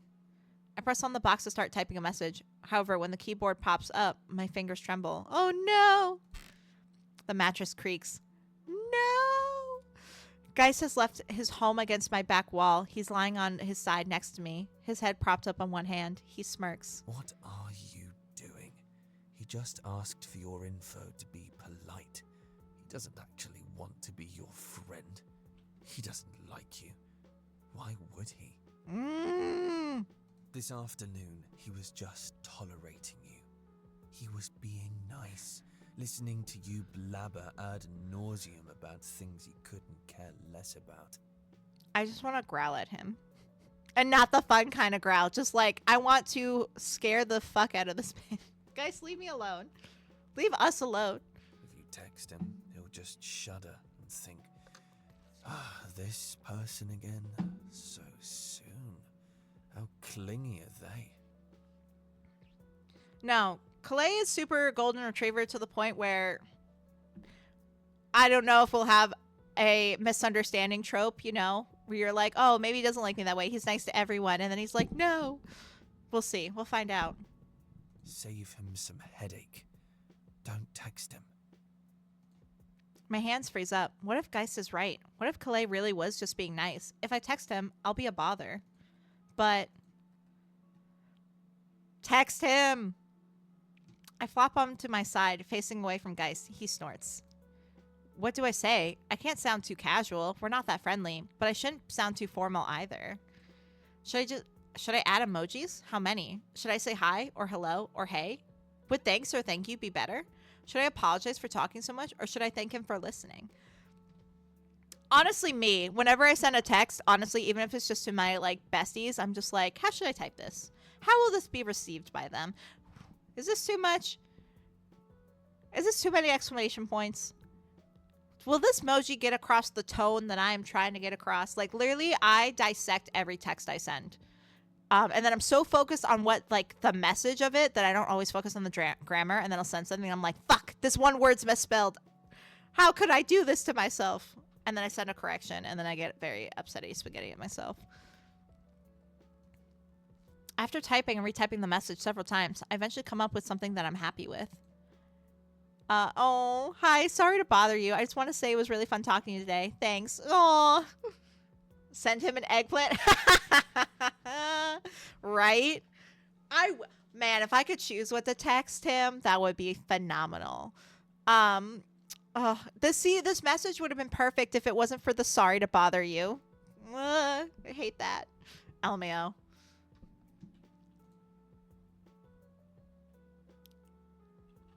as soon as I hit the send button, I smash my head into the pillow. Real. I also do that. I'll send something. I'll be like, fuck, what did I send? And then I just bury my face as if I'm gonna, like, strangle myself. But then I don't, because I do actually want to live. I just want to forget that I ever sent a text message. Guy sighs. Oh, could you be any more awkward? What is this? A thank you email after a job interview? The social ineptitude is dripping off your text. The art and style of the game is okay, though. The other day I saw a VN that had characters literally with triangle chins, so... Oh, yeah. I mean, art can differ. I am pretty, like, flexible on art. Like, I do have my preferences. Like, I do like fanciful, pretty, like, fairy type art. Like, I like the drop dead, like, gorgeous kind of styles, but I don't mind, like, simpler styles like this. I just hate the animation. I wish they were stationary and just with, like, different facial expression. I do like that they zoom in on the facial expression at the bottom here. I will say that. I like that. I'd rather just focus on the facial expressions than on his coat moving outward and inward, like these coattails right here. Don't get me wrong, I love the Rose of Versailles style, but when they distort it too much, it kills me. Yeah. But I do think they really do, at least for this game, I do think they really do a good job with the expressions. Like Kalei's expressions, top tier. Also, I like the voice acting in this game. It's not too bad. And the fact that this game is free is great. But yeah, there's certain art styles I definitely am not a fan of. I won't play a game for certain art styles. Like I mean, it's not a voice novel, or not voice novel, visual novel, but like I won't play Minecraft because I hate how it looks. Yes, I know there's mods to beautify it, but if I have to make a mod to beautify it, I'm not interested. You know what I mean? Like I know it's a petty reason to not play Minecraft, but I just hate the look of it. That's the simple reason of I'm not interested. So, but here's the thing, it's a good game. Like, I acknowledge that my tastes are superficial. But yeah, certain games I will not play if I don't like the art style. But yeah, it definitely can be difficult.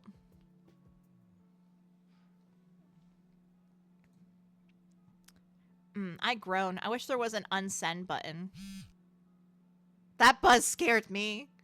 I'm so jumpy today. Yeah, that's why they made Fields of Mystery for folks like us, LMAO. I like pixelated art a lot. I'm surprised that I do, because it's not typically the art style I go for, but like I've grown to really love pixelated art styles and appreciate them a lot more. I try to learn how to like draw like pixelated art. It's hard. It's really difficult. It's something I am not getting the hang of, but one day. You ever play VA11? Valhalla, it's pixel art. I have not. I'll have to look it up. I'm always looking for new games, especially when the Steam spring sale, you know. VA11. Oh, I gotta make sure these are ones. Valhalla. I'll have to look it up. Thank you for the recommendation, Anxious. I just bought, actually, what did I just buy? I literally just bought a couple games because they were on sale for like $1. I got 2 dating sims. So I got, that's not it. I got, where is it? I got Legends of Savara, Children of the Sun, which I think I talked to you about, Lana. That was on sale for like $3. And then I got Starfighter Eclipse. I'm very excited. That was on sale for $1.99. I don't know if I'll stream it, though, because it's labeled as adults only, because they have some smexy scenes in there. But I love the devs. I played other games by them, so I'm very excited. And there's also a webcomic for Starfighter. And then I got... Y'all are going to laugh at me. I got... Because I've always wanted to play it. I don't know if I'll stream it, but I got the Elder Scrolls Online because it was on sale for $1.99. So, those are the 3 games I bought recently because they were just like, I was like, I'm not going to buy games. I don't need games. I have so many games I have to play. And then I was like, it's $1. It's $1. How could I not buy it? It's $1. So yeah, that was my purchase a couple days ago. There's still so many other games that I need to get though. eventually. So many good sales too. Like 7 Scarlets on sale for less than $8. Hades is down to $10. The Solasta Crown of the Magisters like $9. I spent like $70 on spring sale. Oh, good. Got all the Monster Prom expansions. Hell yeah! I feel for you, anxious. There's still some games I want to get, but I'm like waiting. I just gotta wait for my next paycheck. But like, man, so many good games on sale. Yeah, the Divine Speaker is also on sale. A lot. Here's the thing, though. I've reached the point where a lot of the games on my wish list aren't even released yet and don't have release dates. So a majority of my wish list, I can't even buy anything. Customize my character Monster Prom? Yes, please. Hell yeah. I freaking love Monster Prom. It's so fun. It's so silly and dumb, and I love it.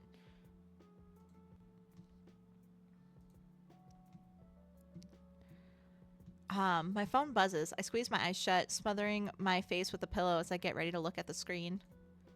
Kalei goes, "Hey, you texted me." Yay! Oh my god, he sounds like he's talking to a toddler. No, I should thank you. It was super fun talking about Detective Dog. Dog buds. Woof. Oh god, I can't believe I read that. Not me barking at the screen. Oh, there we go. Oh wait, that's a cat. What? I chuckle. Yeah, it is. I'm not saying that again with my full chest. Kalei sends a cute sticker of a dog lying on the beach. I respond with a sticker of a dog lying under a blanket, saying that he doesn't want to go to work. We trade stickers like that for a few minutes until our chat log is a veritable dog park. Oh yeah, I was gonna ask, Kalei texts. Are you gonna go to tutoring Monday? Don't do something that you'll regret. Geist, don't ruin this for me. For us. I glare at Geist. I could have clipped this, but thankfully I'm a neutral good. I appreciate you, Lana. You already got the Brenda clip. Which I'm going to download later. By the way, thank you for clipping that. Clip it for memories. Just clip it, download it, and then delete said clip from Twitch. So that way I only have it for the vault.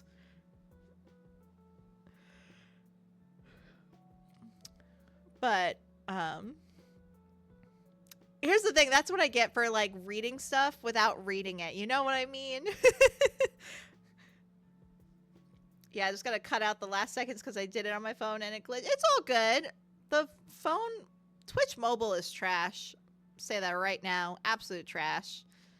And it sucks too because like I would use it more. Like I love watching Twitch streams on my tablet because then I could be on the couch. I'll have my book that I read while I watch. And like the app just like glitches all the time. Or like it's such a delay. Like I'll message something and the streamer's already passed the conversation because it's just so delayed before they see it. Twitch mobile sucks. I'm on such a delay. No, yeah. See, it's bullshit. Why is the mobile on such a like creates such a delay? It's BS. It shouldn't be like that. But yeah, because I lately haven't been wanting to sit at my computer too much. I've been actually like been on my bed a lot, hanging out in my bedroom instead of like my living room or like my dining room.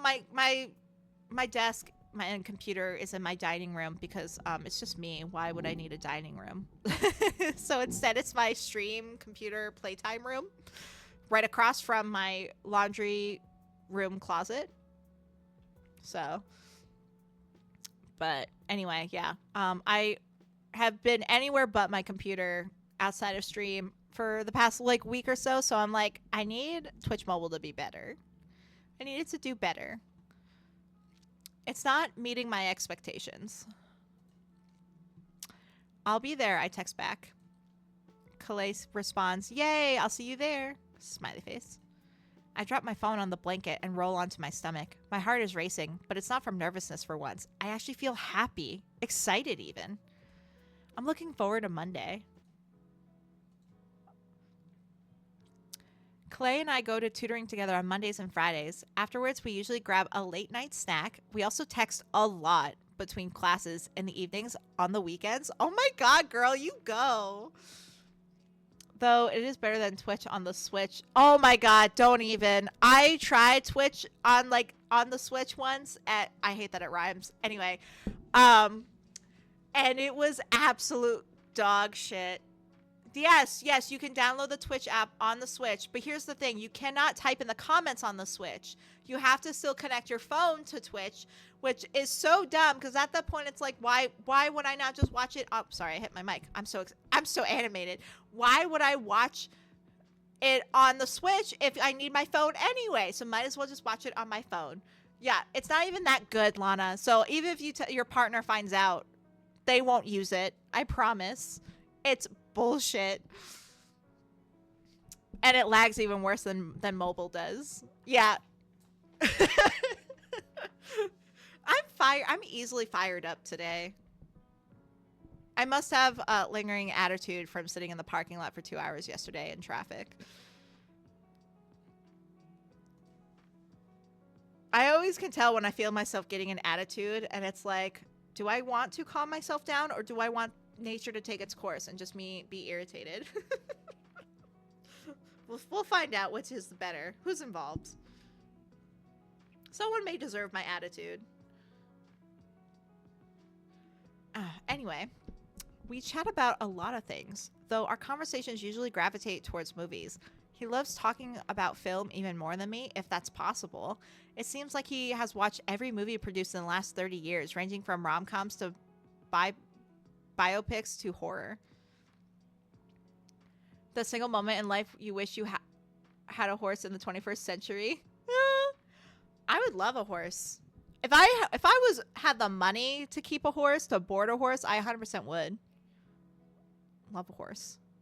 I love horses. I've always wanted to learn how to ride them, but I've never had money for those types of lessons. Maybe one day. Maybe one day I'll win the lottery, even though I never ever participate in the lottery. I'll just somehow win anyway, and I'll be able to afford horse riding lessons and get a horse.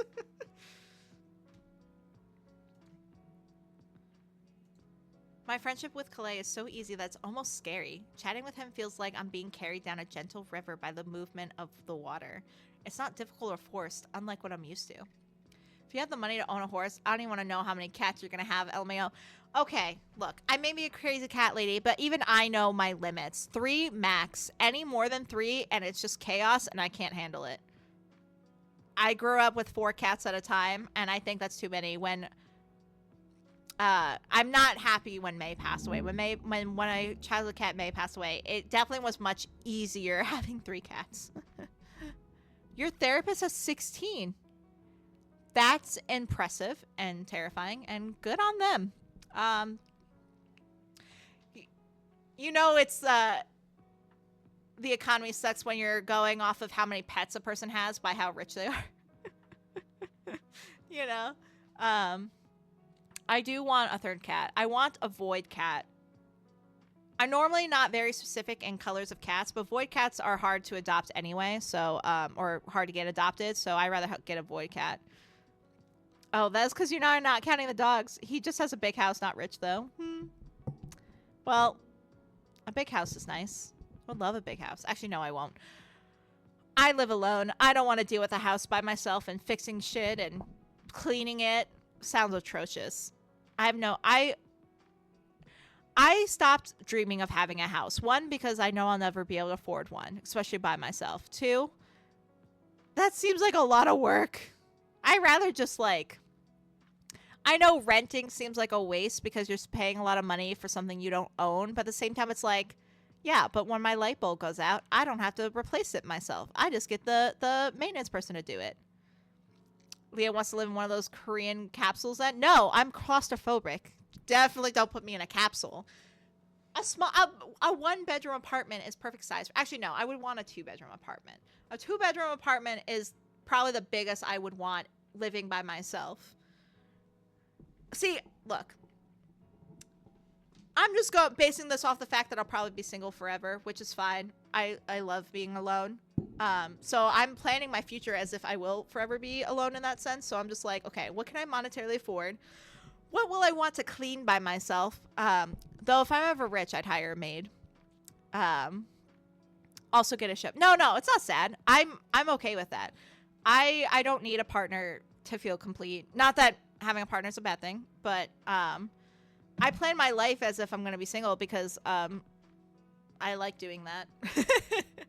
I've always thought, like, if I ever did find someone, I probably would have them have their own bedroom. I'd be one of those couples that doesn't sleep together. Like, I'm just a very independent person, you know?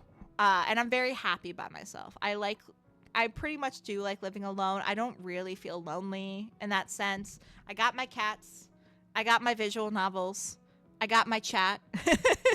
You know? I have wonderful friends, so I'm never lonely. I'm literally not even a 5-minute walk from one of my besties. He lives in the same complex as me. So, like, I'm never truly alone, which is great.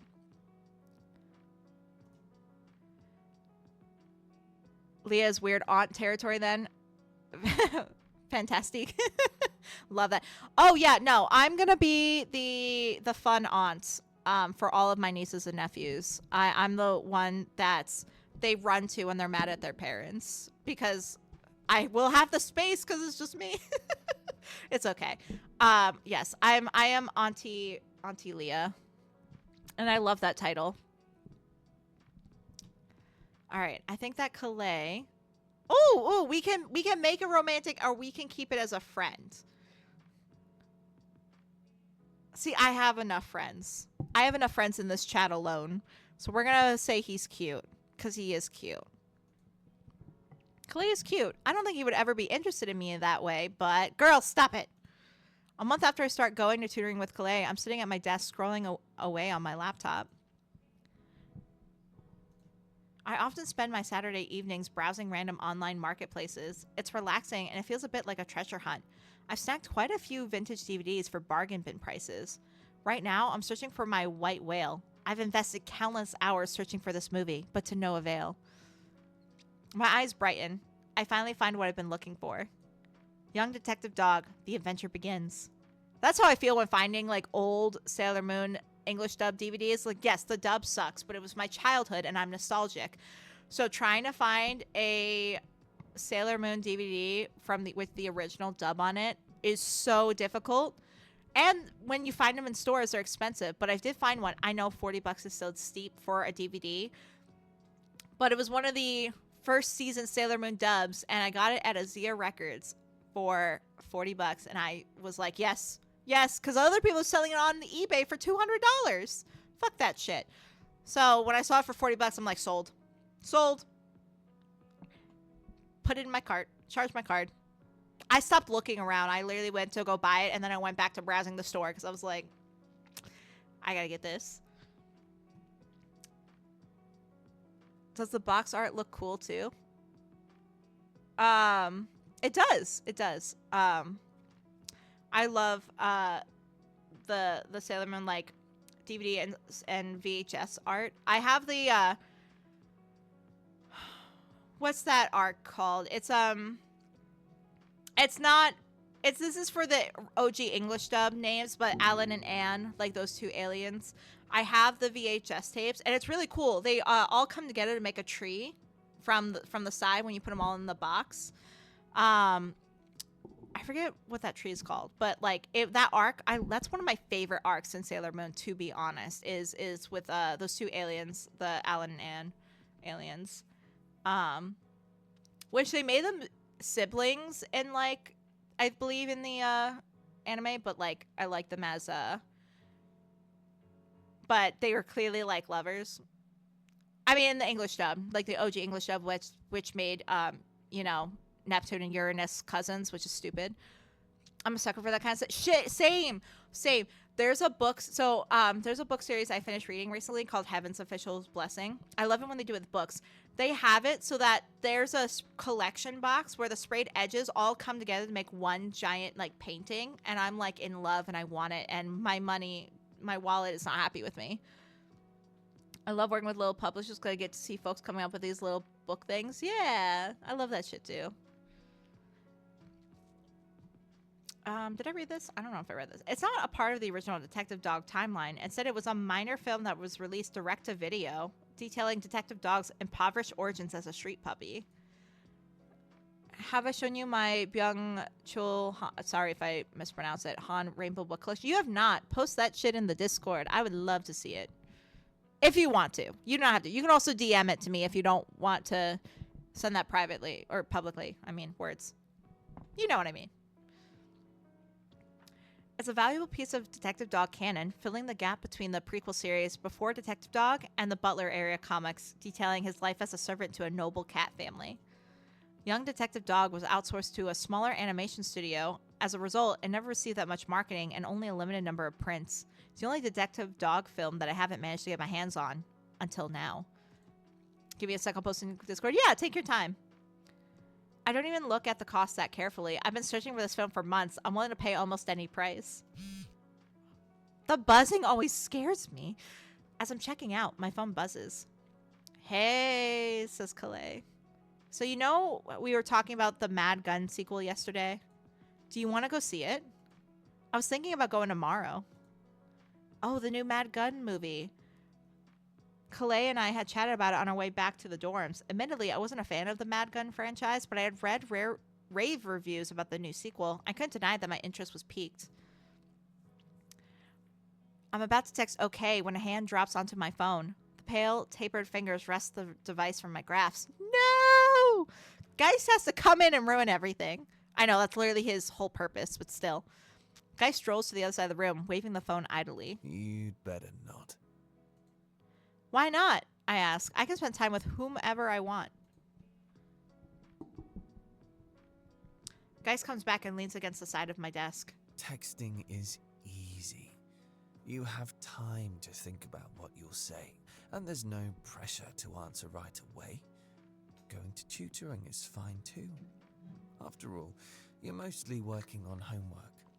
By that movie, oh my god, by that logic, going to a movie is fine. What are we going to talk in the dark and ruin people's... I hate talking in movie theaters.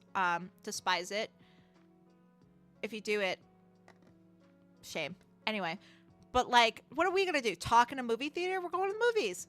By the same logic of going to tutoring is fine. Going to the movies is also fine. I don't know what you're talking about, guys. But going out with him will be different.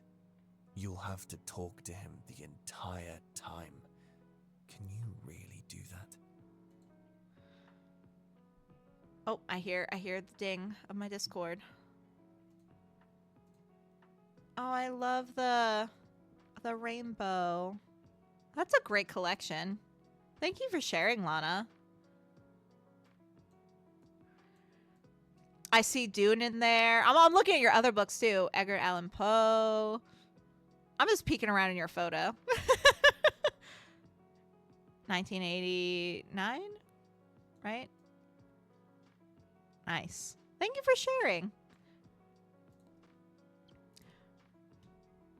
One day I'll get to read one of these little books. I believe in you. I believe in you. I snatched a phone out of Guy's scraps. I should send a photo of my books one day. But I'm currently like going through and like selling some books because I plan on moving in June and I don't want to carry so many books with me. Plus a lot of them I've read or like and don't plan on reading again. So I was like, let me just sell some of these. So I'll have to, when I move, show you the final books I have. I snatched a phone out of Geist's grasp. However, when I open try message, my palms are sweaty. What if Geist is right? I tell Kalei, okay, we are not leaving this boy alone. I grip my teeth. Making conversation is no big deal. I can do it. Talking with Kalei is easy anyway. I'd love to go, I respond. Great, says text Kalei. I'll come pick you up at 11? I respond with a thumbs up. Geist leans over me, his displeasure slathered over his face. He smells like mint, sharp and cold. I warned you. Just wait. You'll see what happens. Yeah, bitch, what are you gonna do? Yap at me? You do that anyway. I can yap right fucking back. I pick up my pillow and throw it at him, but he's already gone. I sit on my bed, breathing hard. The blonde man is gone, but the butterflies in my stomach aren't going away. Instead, they're just flapping their wings more and more violently, churning my guts into soup.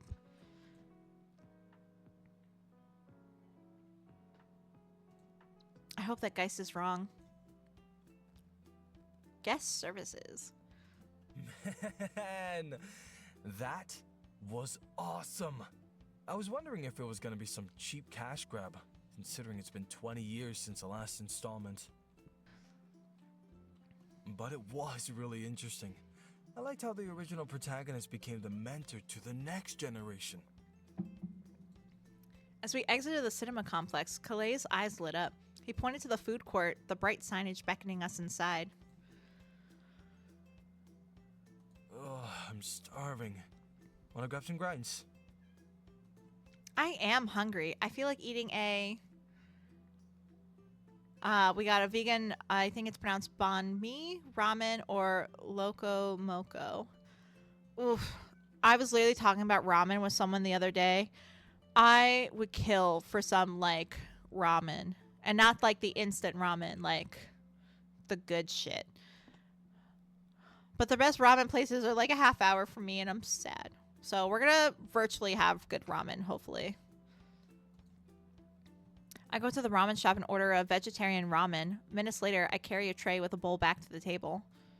Kalei is already sitting down. A glistening bowl of rice topped with spicy mayo-slathered tuna is sitting in front of him. He splits his chopsticks. That looks pretty action. Look at his little smile. Anyway, that was so good, right? I especially like the scene where the sergeant finally puts down his uniform. I nod, chewing my food as I listen to him. Kalei talks for several minutes, rambling about his favorite scenes and the acting performances of the leads. When his steam is all used up, he scratches the back of his neck and returns his attention to his poke bowl. Sorry, I did it again. I talk so much. He's My friends blushing! usually have to tell me to shut up. Stop! No. This is the Zendaya song, Repeat, okay? We want to press repeat. We're going to press play. Y'all remember that song, right? Zendaya? She's a great actress. I wish she also did music still. That song was my shit back then. I replayed that song so many times. Now it's stuck in my head. I'm literally singing the lyrics right now. In my head, internally. I will never sing it for you guys. You don't want to hear me sing. It's atrocious. Oh, it's okay. I like listening to you, Iris Pond. Really? He looks embarrassed. Oh, thanks. That's nice of you. No one has ever said that to me before. Don't worry, babe. What'd you think of the movie? I like we got themes, action sequences, characters. I'm going to go with themes. I really like the themes, considering that the sergeant's entire goal in the original series of the films was to prove himself to his father. I thought it was fitting that in his film, he found peace with himself and his accomplishments, despite never receiving his father's approval. Kalei nods, listening intently as he chewed on a slice of pickled radish. We talked about the movie for several minutes, but the conversation quickly slows down. To be honest, I'm not all that familiar with the Mad Gun series. I watched the original films years ago, and I just read the synopsis as a refresher. This movie was excellent, but it was just a very solid, entertaining action film overall. I can't think of much to talk about. But yeah, it was really good. I'm glad that we came to see it. My voice trails off.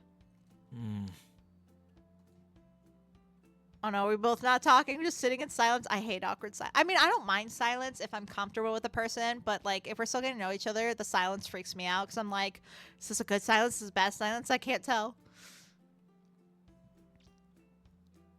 Kalei grins sheepishly and takes a bite out of his poke bowl before washing it down with a sip of Coke. Oh no. Oh no, oh no, oh no. Uh-oh, the conversation stopped. What will you do now? He's standing behind me. He slides his hands across my shoulders, tracing my clavicle. It feels like he's about to grab my throat and strangle me. See? I told you that this would happen. He's getting bored. He's realizing that you're not the interesting person that he thought you were. Soon he'll regret ever inviting you to hang out with him. Do not believe him, Triss. Ever. My skin feels cold. I look at Kalei. He's looking at a nearby shop selling rice balls. He's probably thinking about how boring this conversation is, how much he regrets inviting me out, how much he regrets being my friend. No, I don't like this. I take another bite, but it's hard to swallow. The food feels like glue in my throat.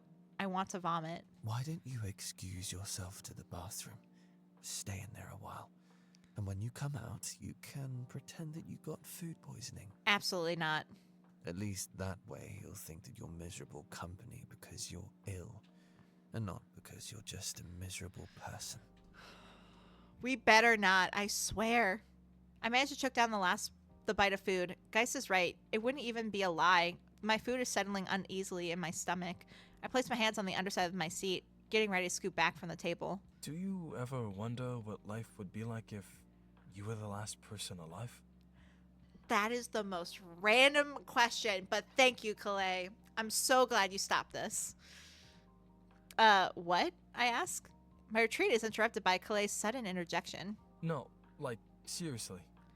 Post-apocalyptic movies always focus on the survival aspect. But what if that's not the problem? Assume you've got a shelter and all the food. Thank you water, for the and lurk, Lana. electricity you want. Enjoy.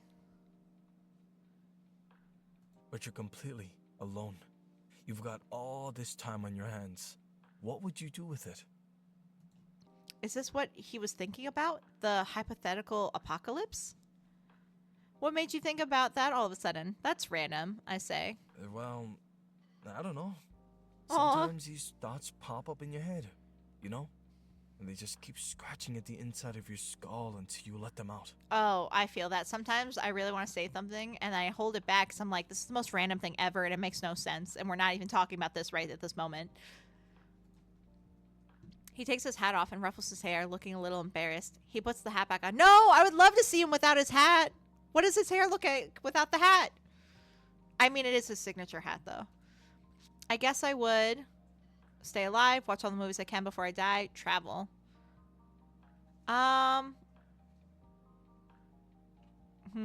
Stay alive is redundant. Watch all the movies I can before I would probably travel, but at the same time, is it even worth traveling if no one else is there and it's just me?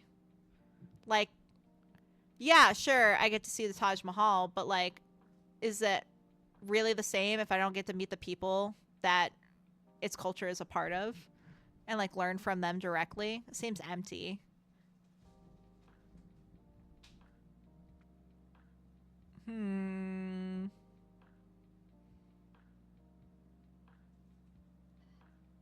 I mean, I'll just say travel anyway. I'd travel the world, see all the sights, visit every country that I could, have grand adventures. What about you? What would you do if everyone disappeared on you? I guess I would travel around and look for people.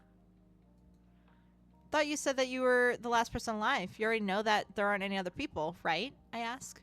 Well, I think if I actually believed that, I wouldn't be able to handle it.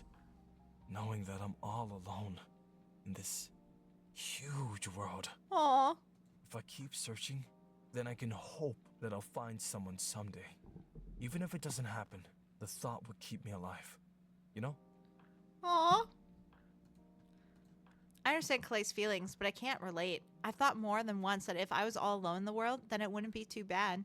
I wouldn't have to worry about dealing with anyone. My mind could finally stop screaming at me. I could finally be at peace. Sorry for killing the mood with that weird question. Aww. I shake my head. No, well, it was kind of weird, but I get it. Sometimes you can't control your thoughts, and it was an interesting question. I just needed some time to think about it, I reply. Kalei chuckles awkwardly and leans forward. How's your food? Ooh, looks cherry. Oh, it's good. Do you want a bite? I ask. Somehow I feel a little more relaxed. Kalei's bizarre question had knocked me out of my maelstrom of my thoughts. He hadn't been obsessing about me or my shortcomings. He had just been in his own head, wondering about something that had nothing to do with me. I almost laugh. Of course Kalei wasn't focused on me the entire time. I'm not the sun. He doesn't revolve around me. He has his own random fleeting thoughts. Hell yeah. Exactly, Tris. I love how I'm treating MC as if she's a separate person than me. Probably because, like, while I can relate to the negative thoughts, I don't have them as much, I guess, anymore. Like, I've worked really hard with my therapist, and not that I'm all healed. I got my issues. Don't worry. But now I kind of just want to see MC get to that point herself. So I'm more like rooting for her than rooting for like me, if that makes sense. I can't out self-insert here, which is fine. I actually don't mind that. I like playing it as if I'm rooting for her, even though I am making decisions for her at some point. I'm enjoying the way I'm playing it. There we go. I'll just say that. I'll end it there. After we finished lunch, we dropped by a charity store and browsed through their used DVDs. We don't talk the entire time, but at the very least, I don't feel tempted to run to the bathroom when the conversation slows down. When I flop onto my bed later that evening, exhaustion envelops my body, but it's a different kind of exhaustion than normal. A good kind of exhaustion. Well, and there, I internally say. I admire the concluding paragraph to my classics paper. It came out rather well, if I do say so myself. I'm spending another Saturday evening at the library, as I often do. It's been a couple of weeks since Kalei invited me to go to the movies. It's already 10 p.m. I groan. Hopefully I have something in my dorm room to eat for dinner. I pack up the laptop, books, and papers scattered over the desk and head to the library exit. As soon as I open the library door, I freeze. There are hundreds of people outside. The plaza is filled with blaring music. It's a boisterous rock song with dramatic crescendos. The theme song from a recent Halloween-themed blockbuster. It's Halloween. They must be having a party. Geist is standing next to me. He strides in front. When he's standing at the end of the steps, he turns back towards me and bows, gesturing towards the crowd with one arm. He's acting like he's ushering in my arrival to a royal ball. Shall we go? I take a step down. My legs are shaking. I can't believe Geist said we should go. There are so many people. They swarm around me, pressing against my body. The smell of smoke is sickeningly sweet, wrapping around me like a vice. A tall student rams into my shoulder, spilling a few drops of beer on my hoodie. I try to breathe, but no matter how deeply I inhale, it feels like my lungs are being filled with sand. I take a step. It's like wading through mud. The music is so loud, I can't even hear myself think. There are flashing lights everywhere. The students are wearing glow sticks around their necks and wrists. They look like fireflies, swaying in the dark. Where's Geist? For once I look around for him, aching to see that blonde head, a familiar beacon in the sea of shadows, but he's nowhere to be found. My vision is getting blurry. The shadows of the students around me all blend together, pressing against me, squeezing the breath from my lungs. My legs buckle, and soon I'm kneeling on the pavement. I try to stand back up, but I'm shaking too much. If I move, I'll topple over. My heart is pounding, beating like a war drum. I feel like I'm going to be sick. I look up. Everyone is staring. They look down at me, their eyes driving into me like knives. Some of them turn to each other, talking, gossiping about me. Here you are, the center of attention. The star. Go on, put on a show. Show them what a mess you are. I can't see him, but I know that Geist is behind me. It's getting harder to hear. It's getting harder to see, too. It feels like I'm drowning in the depths of the ocean. The only thing that I can hear clearly is Geist's sardonic voice whispering in my ear. Me and crowds, for real. This doesn't look fun. The only thing I can feel clearly is his breath against my neck. Ugh. Yeah, this is not fun. This is me and crowds, too. Honestly, this is me at the Ren Fair yesterday. It was busier than I've ever... Normally, I go on Super Bowl Sunday because it's not that busy. But we went yesterday for Celtic weekend, and oh my god, was it a nightmare just to wade through some of the crowds. The food line's ridiculous. And everyone's chattering, and you hear random cannons go off, and it's like very almost traumatizing. I feel the same way. Like, this sucks. Also, when you're not expecting a crowd to, at least like for the Ren Fair, I was hyping myself up, you know, or like when I go to a concert with a giant crowd, I hype myself up because I know what I'm getting into. This girl did not know what she's getting into. She left the library after doing her homework and was like, fuck, I'm now in the middle of a fucking rave. Wild. I'm gasping for breath. I'm suffocating. Hey, are you okay? Kalei, my savior. A fuzzy figure is kneeling in front of me. I can't see what it is. My vision is too blurry. When I don't reply, he puts a reassuring hand on my shoulder, urging me to stand. Come on. Let's sit down somewhere.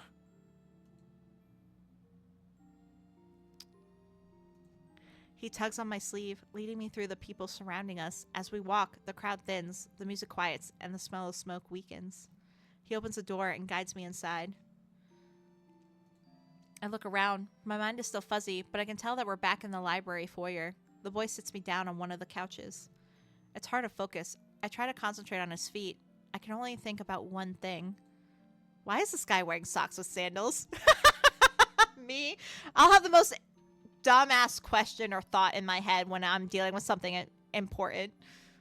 It's quiet now, so quiet that I can hear how fast my heart is beating.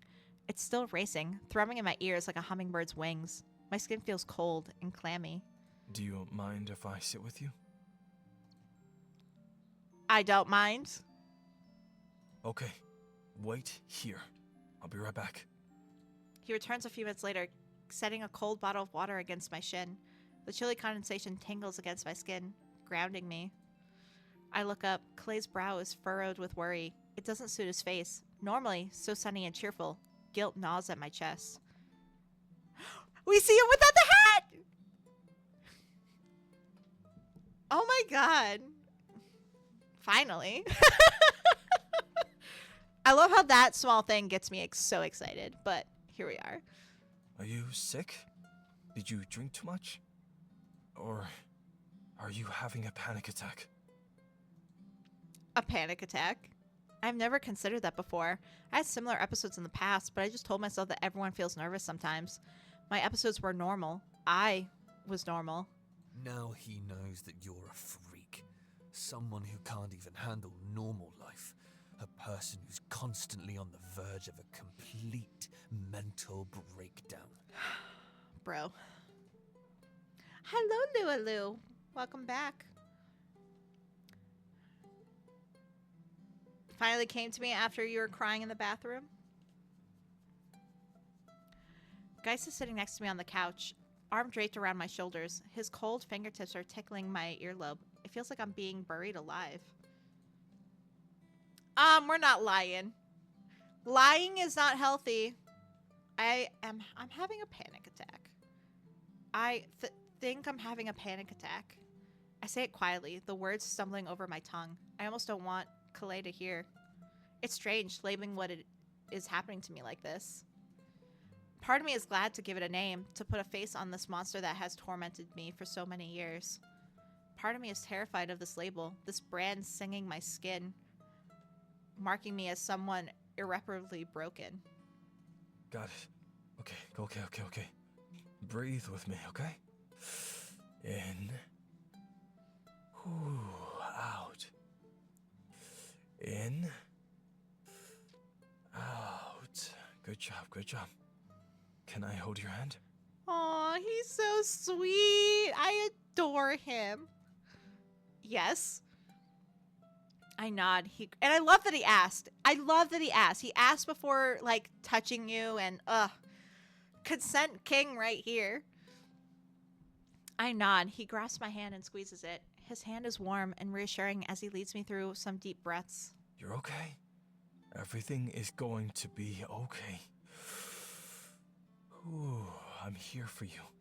I'm not going anywhere. He repeats this over and over as he continues to help me breathe. With each reassurance, it feels like a rock is lifted off of my chest. Once I've calmed down, Kalei gives my hand one final squeeze before letting go. How you feeling? All right. Yeah, I'm okay. Thank you. Do you want to go home? Are you going to be okay walking through the crowd? I nod again. Kalei helps me to my feet. I follow closely behind him as he leads me back out into the masses of people. It's still suffocating, but it's different this time. Kalei walks in front of me, parting the crowd like the Red Sea. Meanwhile, I focus on the plumerias on Kalei's back, counting each floral petal. Lou, what are you doing?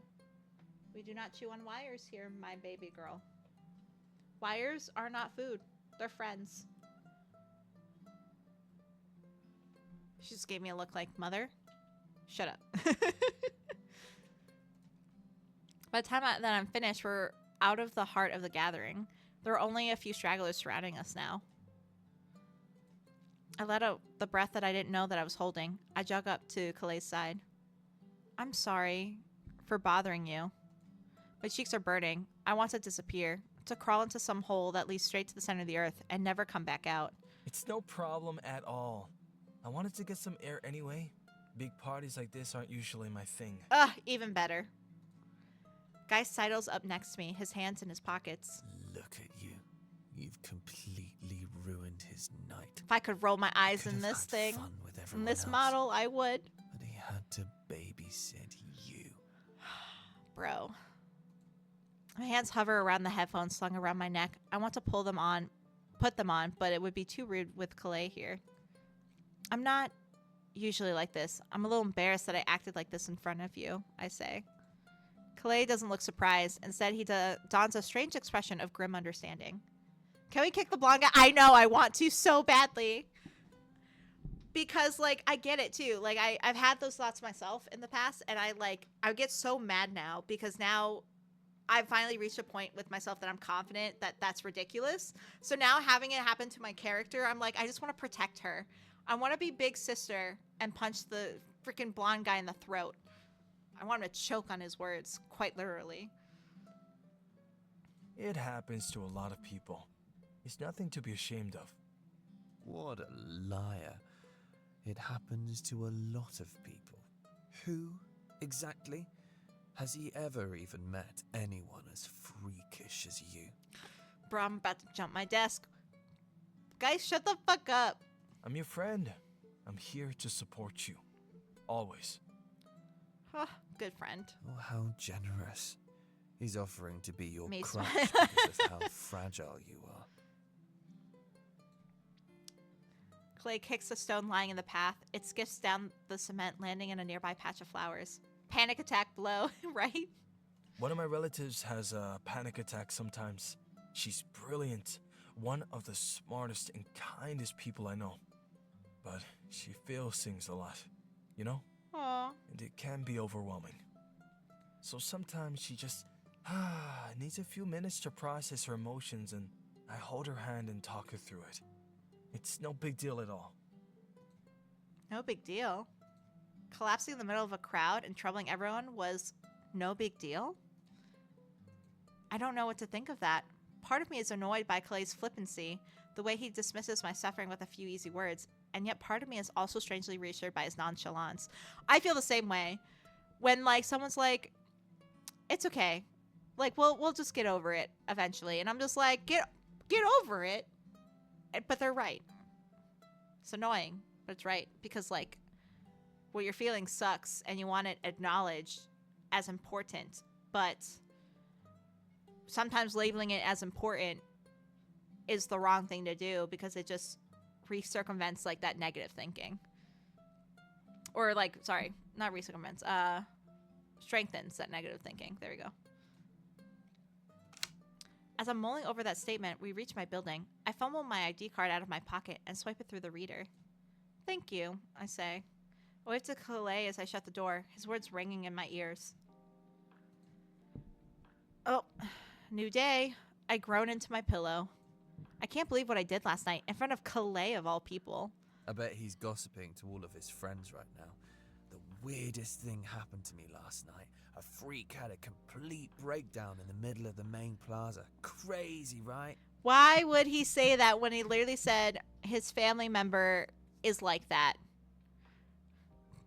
Guys, you're not even being logical anymore. Not any of this was logical in the first place, but still.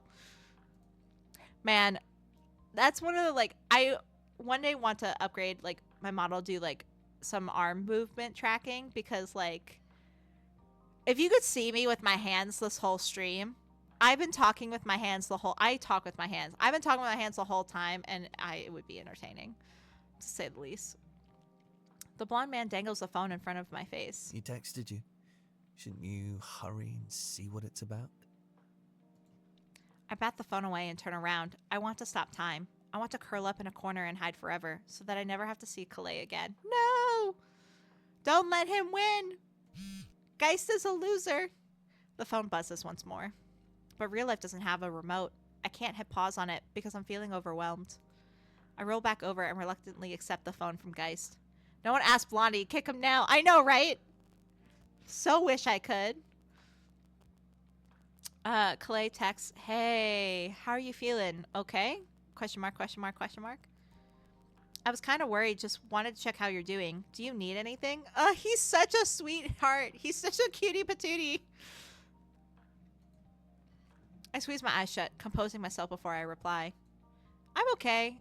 I don't know what happened last night. That sort of thing doesn't usually happen to me. I'm sorry for I hate the I'm sorries almost more, almost as much as I hate Geist in general. Stop saying that. Kalei responds, nah, don't worry. I'm just glad you're good. I was wondering, are you busy tonight?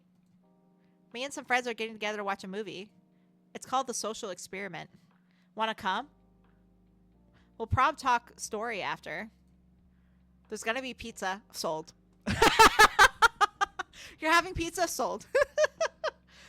You know what? Now I want pizza. This is what I get for not eating yet today. I'll eat eventually. No, I'm going to have a grilled cheese. I'm not going to have pizza. I'm going to make myself a grilled cheese for lunch. It's going to happen. And fun. I'm also down for fun. Pizza! I know. Oh, pizza sounds... I haven't had pizza in a hot minute, actually, now thinking about it. Pizza would be great. Maybe for dinner, I'll order pizza out. Decisions. My lips curl into a smile. After our first text exchange, the smiley face thing has become something of an inside joke. Yes, go on, accept. Now you can put on an encore performance. You can curl up on the floor in front of Kalei and all of his friends and have a complete mental breakdown. Again. Bite me. Actually, no, I'll bite you, and it won't be fun. It won't be the fun kind of biting. Turn into a wolf and rip out your throat. That won't happen, I reply. Last night was different. That never happens to me. There were just too many people. Denial? It's not just a river in Egypt. Trish. I don't think saying that it will never happen again is going to be good for your health. I don't like how she's saying that. Like, it never happens. It's fine. I'm like, you quite said literally that you've had panic attacks before in the past. Like, girl, let's be realistic. This is small and private. If anything happens, I can just say I need to go to the restroom or bathroom or something. Geist places a finger under my chin, tipping my face up so that I have to look at him. Do you really believe that? Sure, you're going to go out with a bunch of strangers and have a fantastic time. By the end of it all, you'll be best friends for life. Fuck yeah. That could happen. You never know. 2 of my besties I met at college. I met one of them at an anime club meeting. The other was his friend, and we ended up being in the same dorm, and we became besties. And then my third bestie, I met at work. You never know what could happen. Ever. What kind of fantasy land are you living in? Has that ever happened to you? Even once? Geist's words radiate cold. They send chills running through my limbs, making the hairs on my arms stand on end. If you say yes, it can only go poorly. You'll embarrass yourself. You won't even get along with his friends. What if they start mocking you because of how socially inept you are? Say no. Say yes! Accept the invite. Okay, I said exclamation point. It only takes a few seconds for the phone to ding with a familiar notification. Really? Yay! Goes Kalei. I love how he says yay to us so often. Also, he'll come get us. Fuck yeah, I'll come get you right now, he texts. Sec. When I exit the building, Kalei's already there. His cheeks and ears tinged pink from the cold. Yeah, because he's not wearing a fucking jacket. Get this boy a jacket. He waves excitedly to me with both hands. He leads me through the darkened campus, along the lamp-lit paths until we reach the student union. When he opens the door, I'm greeted by a trio of new faces. One girl and one guy are lounging on the couch in front of the TV. One of the girls unrolling paper towels and stacking them next to a couple of pizza boxes. This is Mari, Naya, and Asher.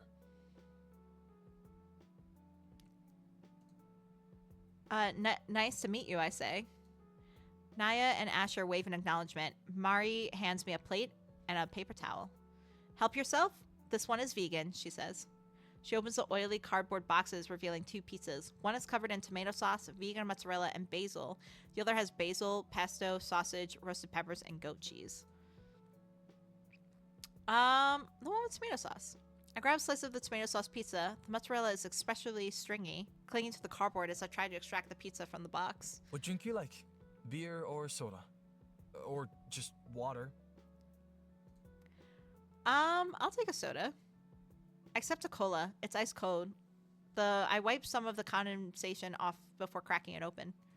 Kalei takes a slice of the pesto pizza and sits on the floor in front of the couch. I join him. The room dims and the TV lights up. On the screen, a lanky young man with a mop of curly hair fields questions from a curious reporter. It's an interesting movie. The protagonist is a college student who joins his best friend's startup. They make a social network that quickly takes over the country. No pepperoni. I know, shame. My favorite pizza, honestly, I love a good classic pepperoni. I will say, though, my favorite pizza to get is I get grilled chicken, green bell peppers, black olives, and then most pizzerias don't have it have it as like a topping for a pizza anymore. But like when I get home, I then add ricotta cheese and hot sauce, and it's so good. That's like my favorite pizza right now. I get all fancy with it. That's my go-to order typically for pizza. But if I'm at like an airport or something, or like I'm just grabbing a slice from like a pizzeria like on the go or whatever, I'll just grab a pepperoni because I love a good classic pepperoni. I love when they do like the like hard pepperoni, the pepperoni that curls up into like little like thingies. Ooh, super fancy. Yeah. Do you have a go-to order, Anxious, for pizza?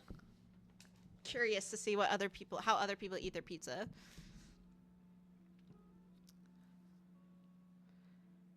You know what I really miss though? I used to live across from this pizzeria back in New York. They're not in business anymore. I used to get a Sicilian pizza. I don't know if you know what that is, but the Sicilian pizza was my shit. I get a pepperoni Sicilian. And it was delicious. That would last me like a whole week worth of meals. Pepperoni all the way? Hell yeah. Pepperoni's great.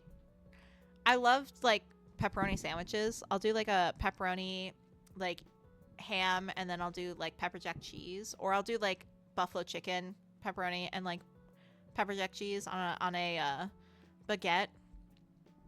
So good.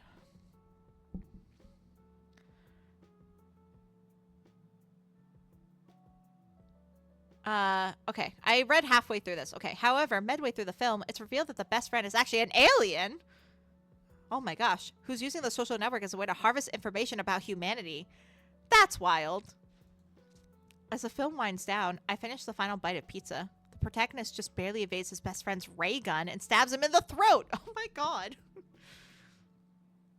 In the final few seconds, the protagonist staggers to the console, trying to prevent the information from being sent to the mothership, but he's too late. The film's final shot is of the console's screen eerily displaying "transmission sent" in big pixelated green letters. No!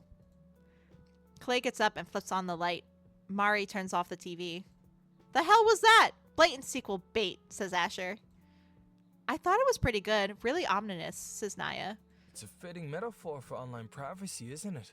They couldn't stop the aliens because it can't be stopped. Once you use the internet, no matter how hard you try, your information is going to be collected and used against you. I have media literacy. Like I can pick up themes and like hidden like agendas, but like sometimes I don't want to analyze every movie I watch. I will be completely real. So like sometimes like if I were to talking with someone with Kalei, I'd be like, wow, I really don't like movies as much as I thought, because I don't really think about stuff like that too. Like sometimes like I'm like, bruh, I just want to watch a ominous movie. Just let me be scared, or just let me like feel things. The 5 of us clean up, tossing the pizza boxes and cleaning the dishes. When we're done, we sit on the floor in a circle, chatting about the movie. Although, to be fair, Kalei does most of the talking. What movies do you like, Triss? Asked Mari. Ah, this question. Better not tell them what you really like. After all, if you tell them that your favorite series is an animated whodunit franchise for kids starring a detective dog, they'll think that you're weird and utterly childish. Ah, this guy. I brush aside Guy's provocations. I'm already prepared. I watch most things, but I've been watching a lot of sci-fi stuff lately. My favorite is the Eradicator series. Oh, the one about the shape-shifting aliens that take over humanity, right? Asked Mari. Yeah, continues Naya. And then the main guy travels back in time to prevent humanity from making contact so they don't get taken over. He's not the protagonist. The protagonist is a woman he's helping. He's the guy on the cover, though, asked Naya. Kalei sighed. The guy on the cover is the villain. The villain! Kalei's like, no way. No way are you getting this wrong. I really liked it, says Mari. Especially the scene where the guy jumps into the vat of acid to save everyone else. That's the sequel. Oh, poor boy. Why do you always get so hung up on the details, Kalei? Let up a little, says Asher. Eradicator 2 is the best one. Eradicator Reborn is the best one, says Asher. The villain wields this pair of nunchucks that turn into machine guns. That sounds fantastical. I liked Eradicator 4, the one starring Holly Day, says Naya. That reminds me of that other movie that we watched with Holly Day, the one where she has 6 months left to live, so she decides to go find her first love. That sounds selfish. That one was so good. I was crying at the end when she found her boyfriend's last love letter to her. That's depressing. Ending was kind of boring, says Asher. Just say that you wanted killer robots to appear in the last 20 minutes of the movie, Asher, Naya says. 60 years, 6 months was one of Holly's best performances. It wouldn't be an exaggeration to say that the director made the film with her in mind. It was a crime that she didn't win the Golden Galaxy Award that year. As the conversation meanders away from the topic that it started with, I fall silent. While Mari and Asher bicker about the sentimentality of the climax of 60 years, 6 months, Kalei leans over and asks if I've ever watched it, but all I can do is shake my head. Sometimes the conversation veers to movies that I have watched, and I scramble to think of something to say. Something interesting that isn't too weird or offensive, but by the time I plan my words, the others are already talking about something completely different. Ooh, I hate when that happens. I do that too often. Tick-tock, tick-tock. It's been so long since you last talked. It's just like class, isn't it? You're going to get a participation score of 0, you know. Boy, get out of here. Go away. I open my mouth trying to say something, but I soon closed it again. Given up already? Oh, you've truly got an iron will. Why don't you go join the other furniture? I place my hands in my lap, focusing on wiping some of the residual oil from my fingers. At this point, if I did say anything, I just earned stares of befuddlement. Who is this stranger interrupting our conversation? Better not say anything. I'll just stay quiet and wait for this get-together to end. As Naya and Mari discuss the relationship dynamics in a gothic romance film, the conversation slows down. Kalei is listening intently to the argument, but Asher looks bored. He takes a swig from his beer before looking at me. Asher raises an eyebrow. Hey Trish, why are you so quiet? What a fucking asshole question to ask. Like, fuck you. I hate that question. Why are you so quiet? Maybe because I want to be. Maybe because I'm still figuring out my pacing in this group. Maybe because I don't like you. I don't fucking know. I freeze. I can't remember how many times I've been asked this question. What am I supposed to say? What do you say to that? Sorry, I'm quiet because I'm shy. I don't know, like talking very much. I'm a bit tired. I'm not feeling it today. I don't know you guys that well, so it's hard for me to barge into this conversation. I'm actually kind of messed up in the head, and if I talk, you'll find out, so I'm not saying anything. There are a million answers, a million excuses, but I can never say anything. All I can do is offer a nervous laugh and say, yep, I'm quiet. Naya and Mari slowly stop chatting and look at the two of us. Kalei is already staring. I shrink under their gazes. Geist leans close, his cold breath tickling my ear. No! Oh no. It seems like they found out. I don't want you to win, guys, so badly. How long did you think that you could hide it? Your real self. You pretended to be interesting. You pretended to be a person worth talking to. But you didn't even make it 5 minutes before showing them how boring you are. Trish, you're not boring. You're adorable and insightful, and I love you. What will they think of Kalei now? He stuck his neck out for you, introducing you to all of his friends. Now what will they think? They might start to think that he's a miserable failure too because he likes someone like you. Well, then they're shit friends and he needs new ones. Sorry, I say. I'm sorry for being so boring. I'm sorry for being such a killjoy. I'm sorry for ruining the mood. You've already ruined everything. You think that begging for forgiveness will help. You're just making things worse. Why are you... says Asher. Kalei squeezes his beer can. The crinkling sound is loud in the relative silence. Maybe it's because they think hard about what they're going to say instead of saying any old thing. He prods Asher with his knee. And why are you so loud all the time, bruh? Maybe you should learn to be a better listener. You go, Kalei. Fuck yeah, I love you. Asher's brow furrows and his nostrils flare. He looks pissed. Now look at what you've done. You're ruining his friendships. Kalei is standing up for you.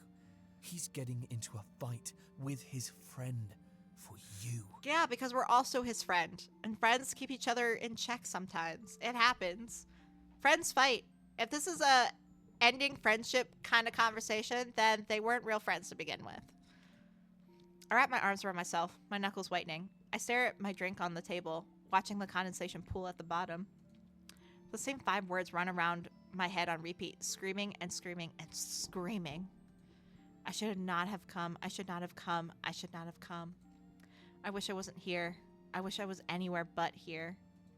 Asher rolls his eyes before shoving Kalei in the shoulder. You're the one to talk. You're the loudest out of all of us. Kalei rolls his eyes in turn, ignoring his friend's provocation. Anyway, speaking of gothic romances, what did you think about Scarlet Tears? You mentioned that was one of your favorites from last year. We watched that a couple weeks ago. Look at him including us in the conversation. Kalei smoothly transitions the conversation to a film that I've watched. I managed to get in a few sentences, although it doesn't take too long for the conversation to veer in a direction that I can't keep up with. However, whenever he notices, Kalei brings me back into the fold with an easy question. Asher remains relatively quiet. His arms are crossed and his eyes are narrowed into a pointed glare aimed straight at Kalei, the other boy who doesn't stop sulking until we split up for the evening, with everyone returning to their respective dorm rooms. I'm the only one who lives in a separate building. Kalei offers to walk me back. Good man. Good man. We walk girls home in the dark. It's what we do. When we're outside, I cross my arms, shielding my body from the chill.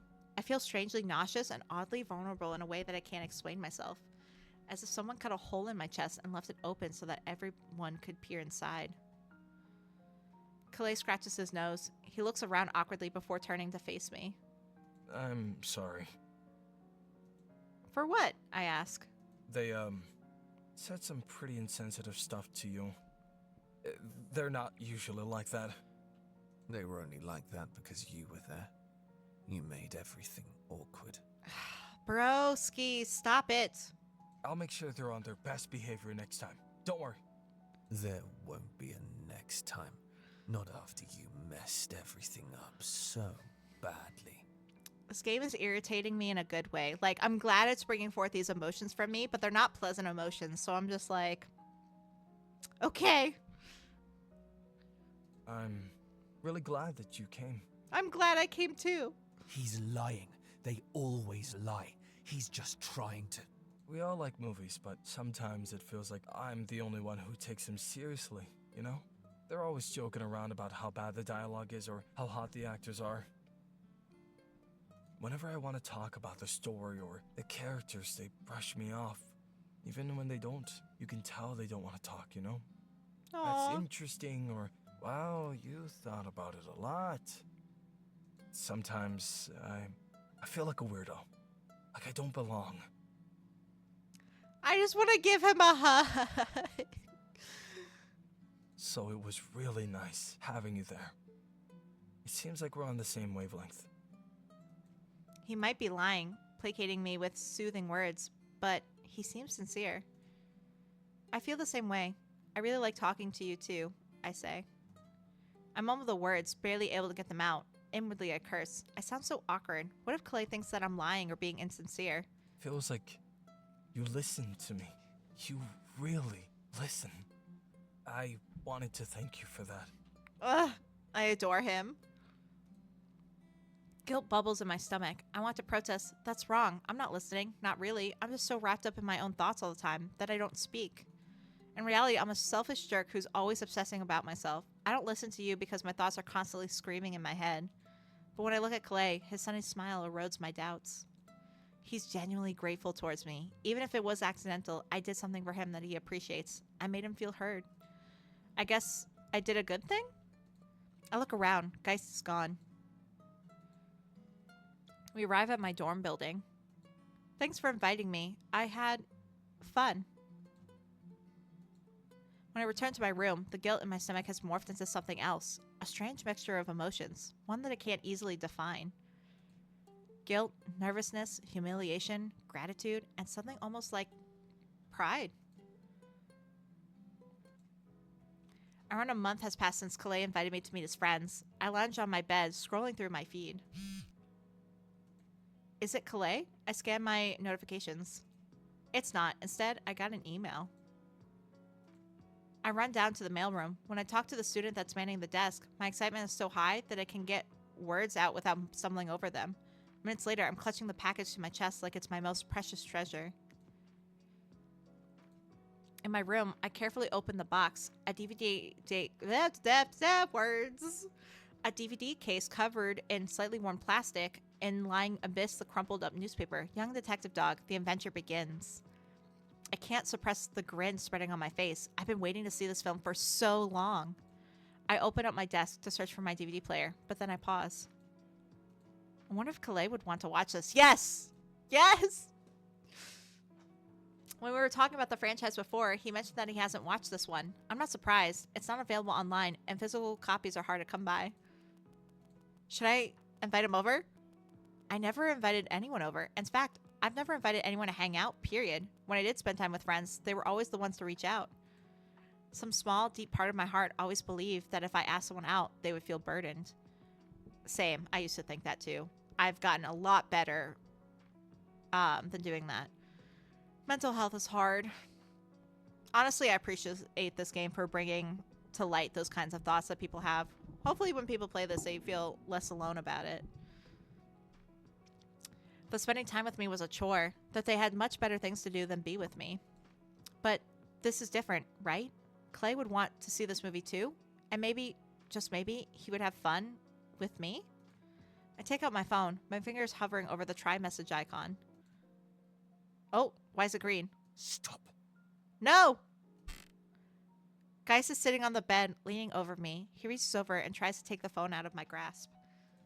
But this time, I don't let go. I wrest my hands from his grip. What do you think is happening with that guy? What? Is he your bestie? Your dear friend? Maybe he even likes you. He could.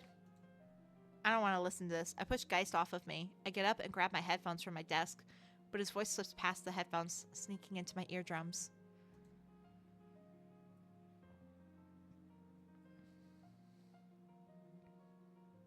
Get your head out of the clouds. He tolerates you because he wants someone to go to tutoring with. If he had anyone else, he wouldn't even look at you. I turn away and crouch down, pressing the headphones so hard over my ears that it feels like I'm crushing my skull. He doesn't like you. He never liked you. No one likes you. You're a fucking liar! Geist embraces me from behind, squeezing me tightly. He rests his chin on my shoulder. I love you. I only have your best interests at heart. No. No. No. No. No. No. No. Ugh. No. The world is dangerous. I'm trying to protect you. You can't trust anyone. They all hate you. They all wish that you would just disappear from the face of the earth. His voice is scalding and freezing at the same time. Honey that drips into my ears, burning my eardrums like acid.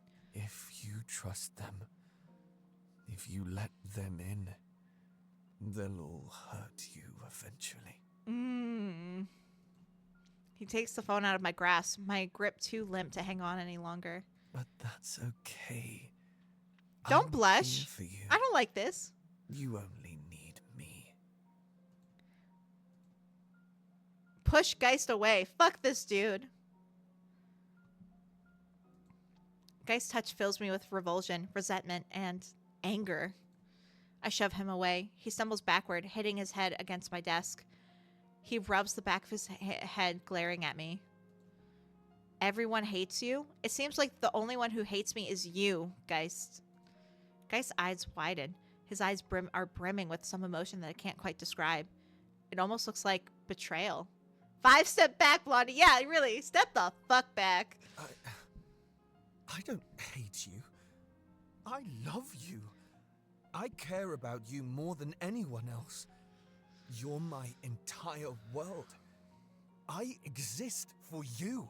That sounds like a you problem, not a me problem. I just want to say that right now. Ha, you love me? When you spend all day telling me how worthless, disgusting, and unlovable I am? When you do nothing but beat me down, grinding me into dust so that you can pick up the pieces? I don't know what that is, but it's definitely not love. The floodgates are open now. I blink quickly, trying to let the tears flow out of my eyes as words flow out of my mouth. Why? What's your game? You want me to feel small and laughable and hopeless so that I never feel confident enough to leave you? So that I'll always need you? Geist opens his mouth before closing it again. He tries to speak a couple more times before he finally finds the words. I'm just being honest with you. I don't want you to get hurt. Not when you're this fragile. Doesn't want me to get hurt, but hurts when me. The slightest push will Fuck this break guy. you into 1,000 pieces. You're the only one who's hurting me. I respond. I just wanted to help. You're not helping. You've never helped. The tears are gushing out now, warm droplets caressing my cheeks. Good thing we don't have a dorm mate. All you do is make me so stressed that I'm terrified to do anything, boxing me into a prison of my own thoughts so that I can't step outside of it. Trying to alienate me from the people around me, you liar. I'm not a liar. But you are. Kalei hates me when every single thing that he has done has communicated the opposite. He says that he likes to talk to me. He invites me to hang out. He wants me to meet his friends. And yet every single time you tell me that he's pretending, that he actually hated me all along. Who has the energy for that, by the way? I hate you and I want to make your life miserable, so I'm going to take the time out of my fucking day to pretend to like you and hang out with you only to crush you later.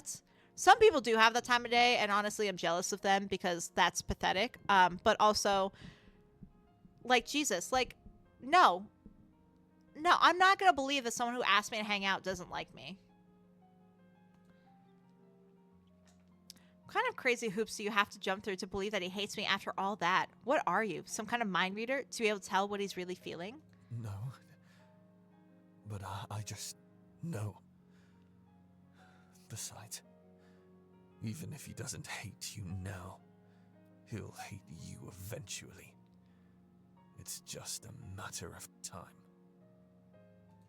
And if something happens later and he tells me that he hates me, so what? I'll move on. I'll live. It won't be the end of the world. I'll make new friends. I'll form new relationships.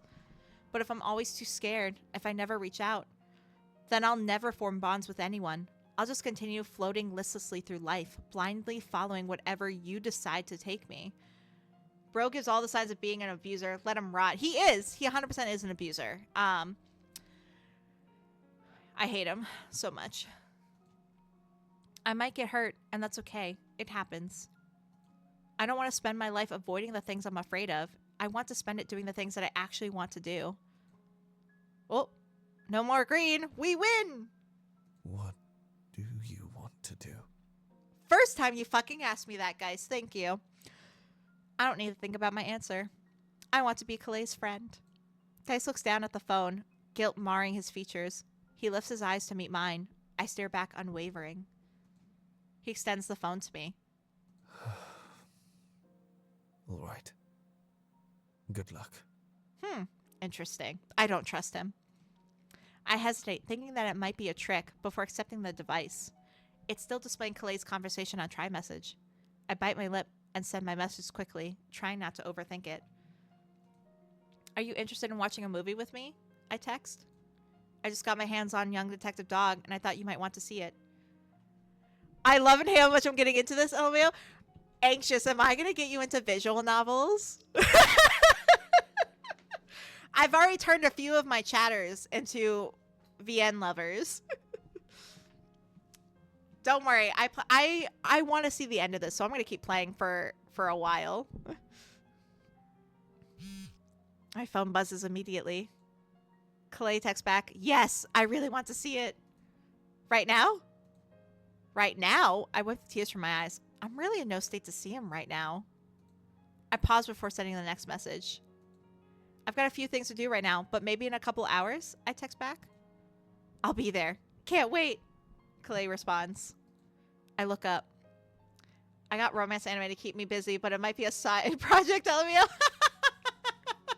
If you ever want recommendations, Anxious, I have so many. I got you. I'll even give you free ones to test the waters to try out. Geist is gone. Hey! Oh, my sunshine boy. Hello.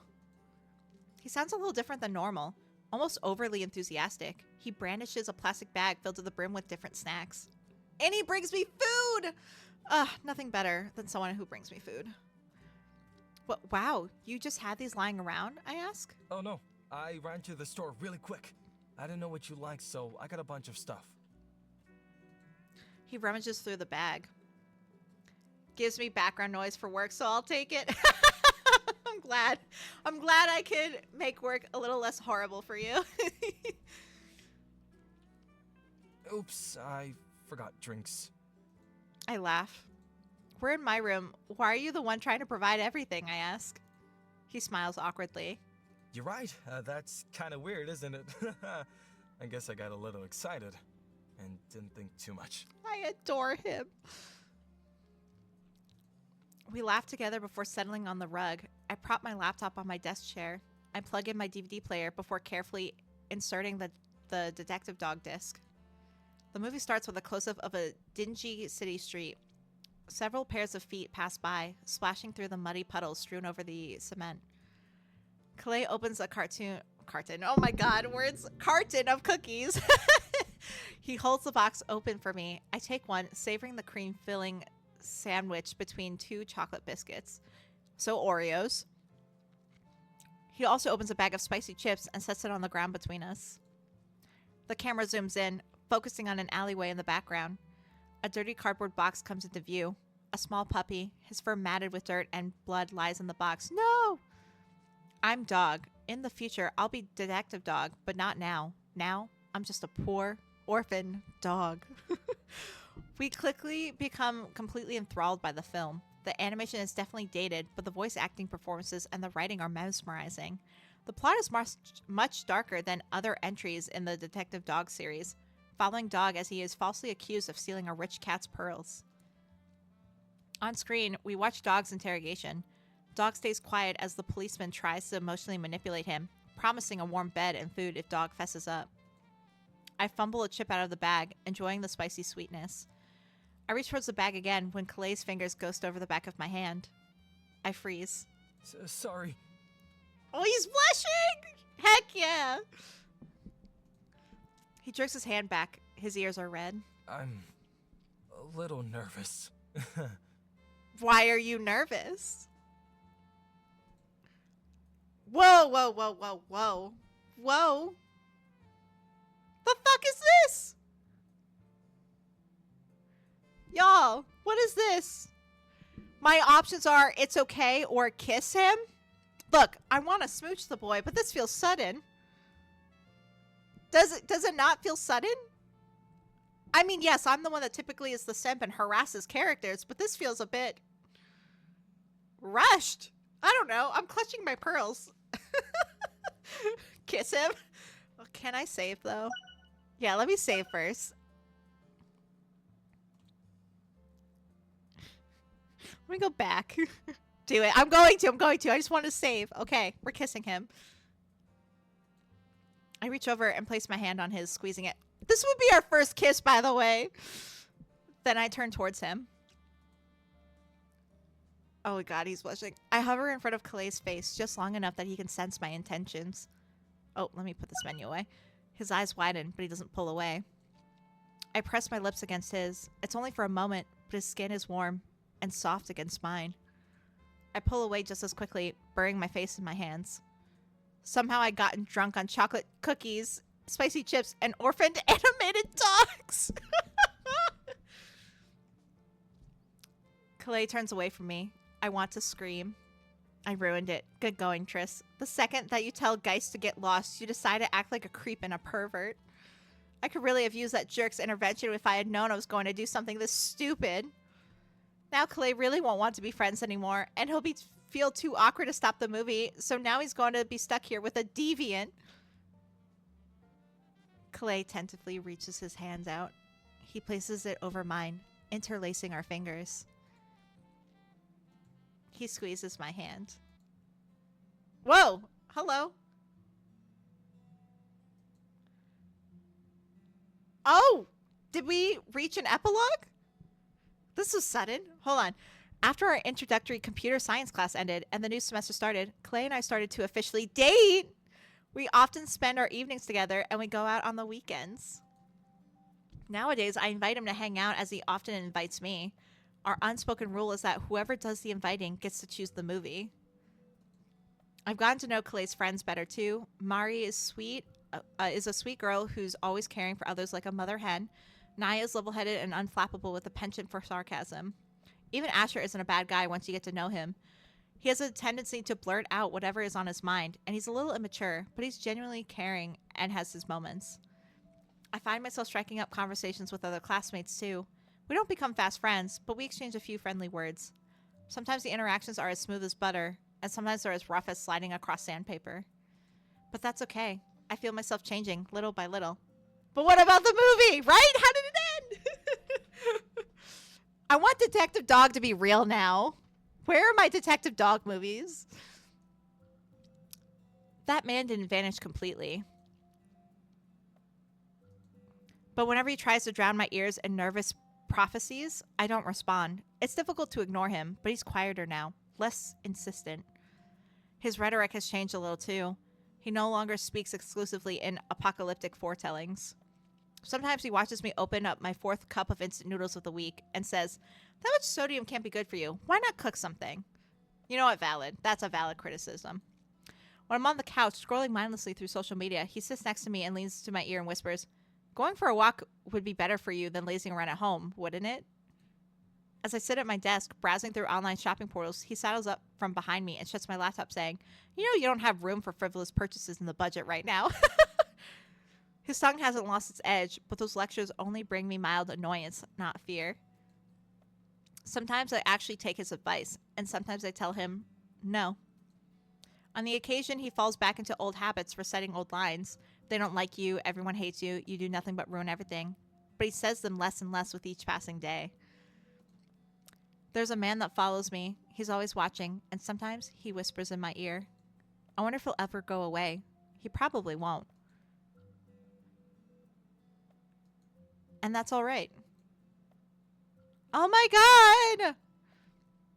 god! This is a note from one of the developers, Chattercap. Thank you for taking the time to play. I make our other romance games with Dark Twist too. If you're interested, you can check them out. My link's here. For anyone who has mental health struggles, know that you're not alone. I hope that you all have more days where Geist is a little quieter than usual. That was good. That was a good game. I liked it. That was sweet. Also, I didn't want to say anything until the game was over because I was already in this like, what theories is this kind of thing. I still think my theory kind of reply like is a thing, at least in Kalei's route. But apparently you can romance Geist. Thank you, like I'm glad you enjoyed it, Sinister. Apparently, but yeah, apparently you can romance Geist. I looked it up during one of the breaks. I didn't look up any choices or anything. But yeah, apparently Geist is the other romanceable character. You either got Kalei or Geist. I'm very glad we went with Kalei because Kalei deserves us. Geist does not. I do want to play it though, just to see Geist's route.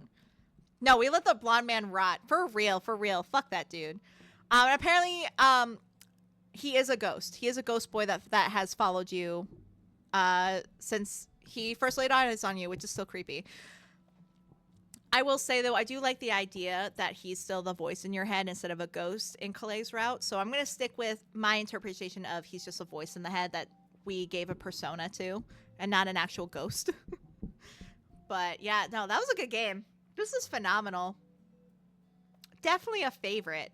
I'm going to have to add this to my list of recommended VNs because this was really, really good. But yeah, thank you all for staying with me for the whole game. We were here for a little over 3 hours. It's not that long of a stream. Most people stream longer, but it's been a while since I streamed this long, so I'm happy. This was fun. This was a great stream, everyone. Thank you for helping make it awesome. If you could stay with me just a couple more seconds, let me raid into someone so we can share the love. I will be back Tuesday for some Fields of Mystria at 6 p.m. Pacific time. Who am I raiding? Who am I following that's live? Is there anyone I like alive right now? A lot of co-working streams, which I guess would be not bad, but ooh, okay. We got another VTuber who I really adore, Dark Zelda. She is playing Cult of the Lamb. So let me start the raid into her. But yeah, thank you again for sticking with me. Please have a wonderful rest of your day. Anxious, don't work too hard. Take care of yourself. And I'll see you all next time. But until then, bye.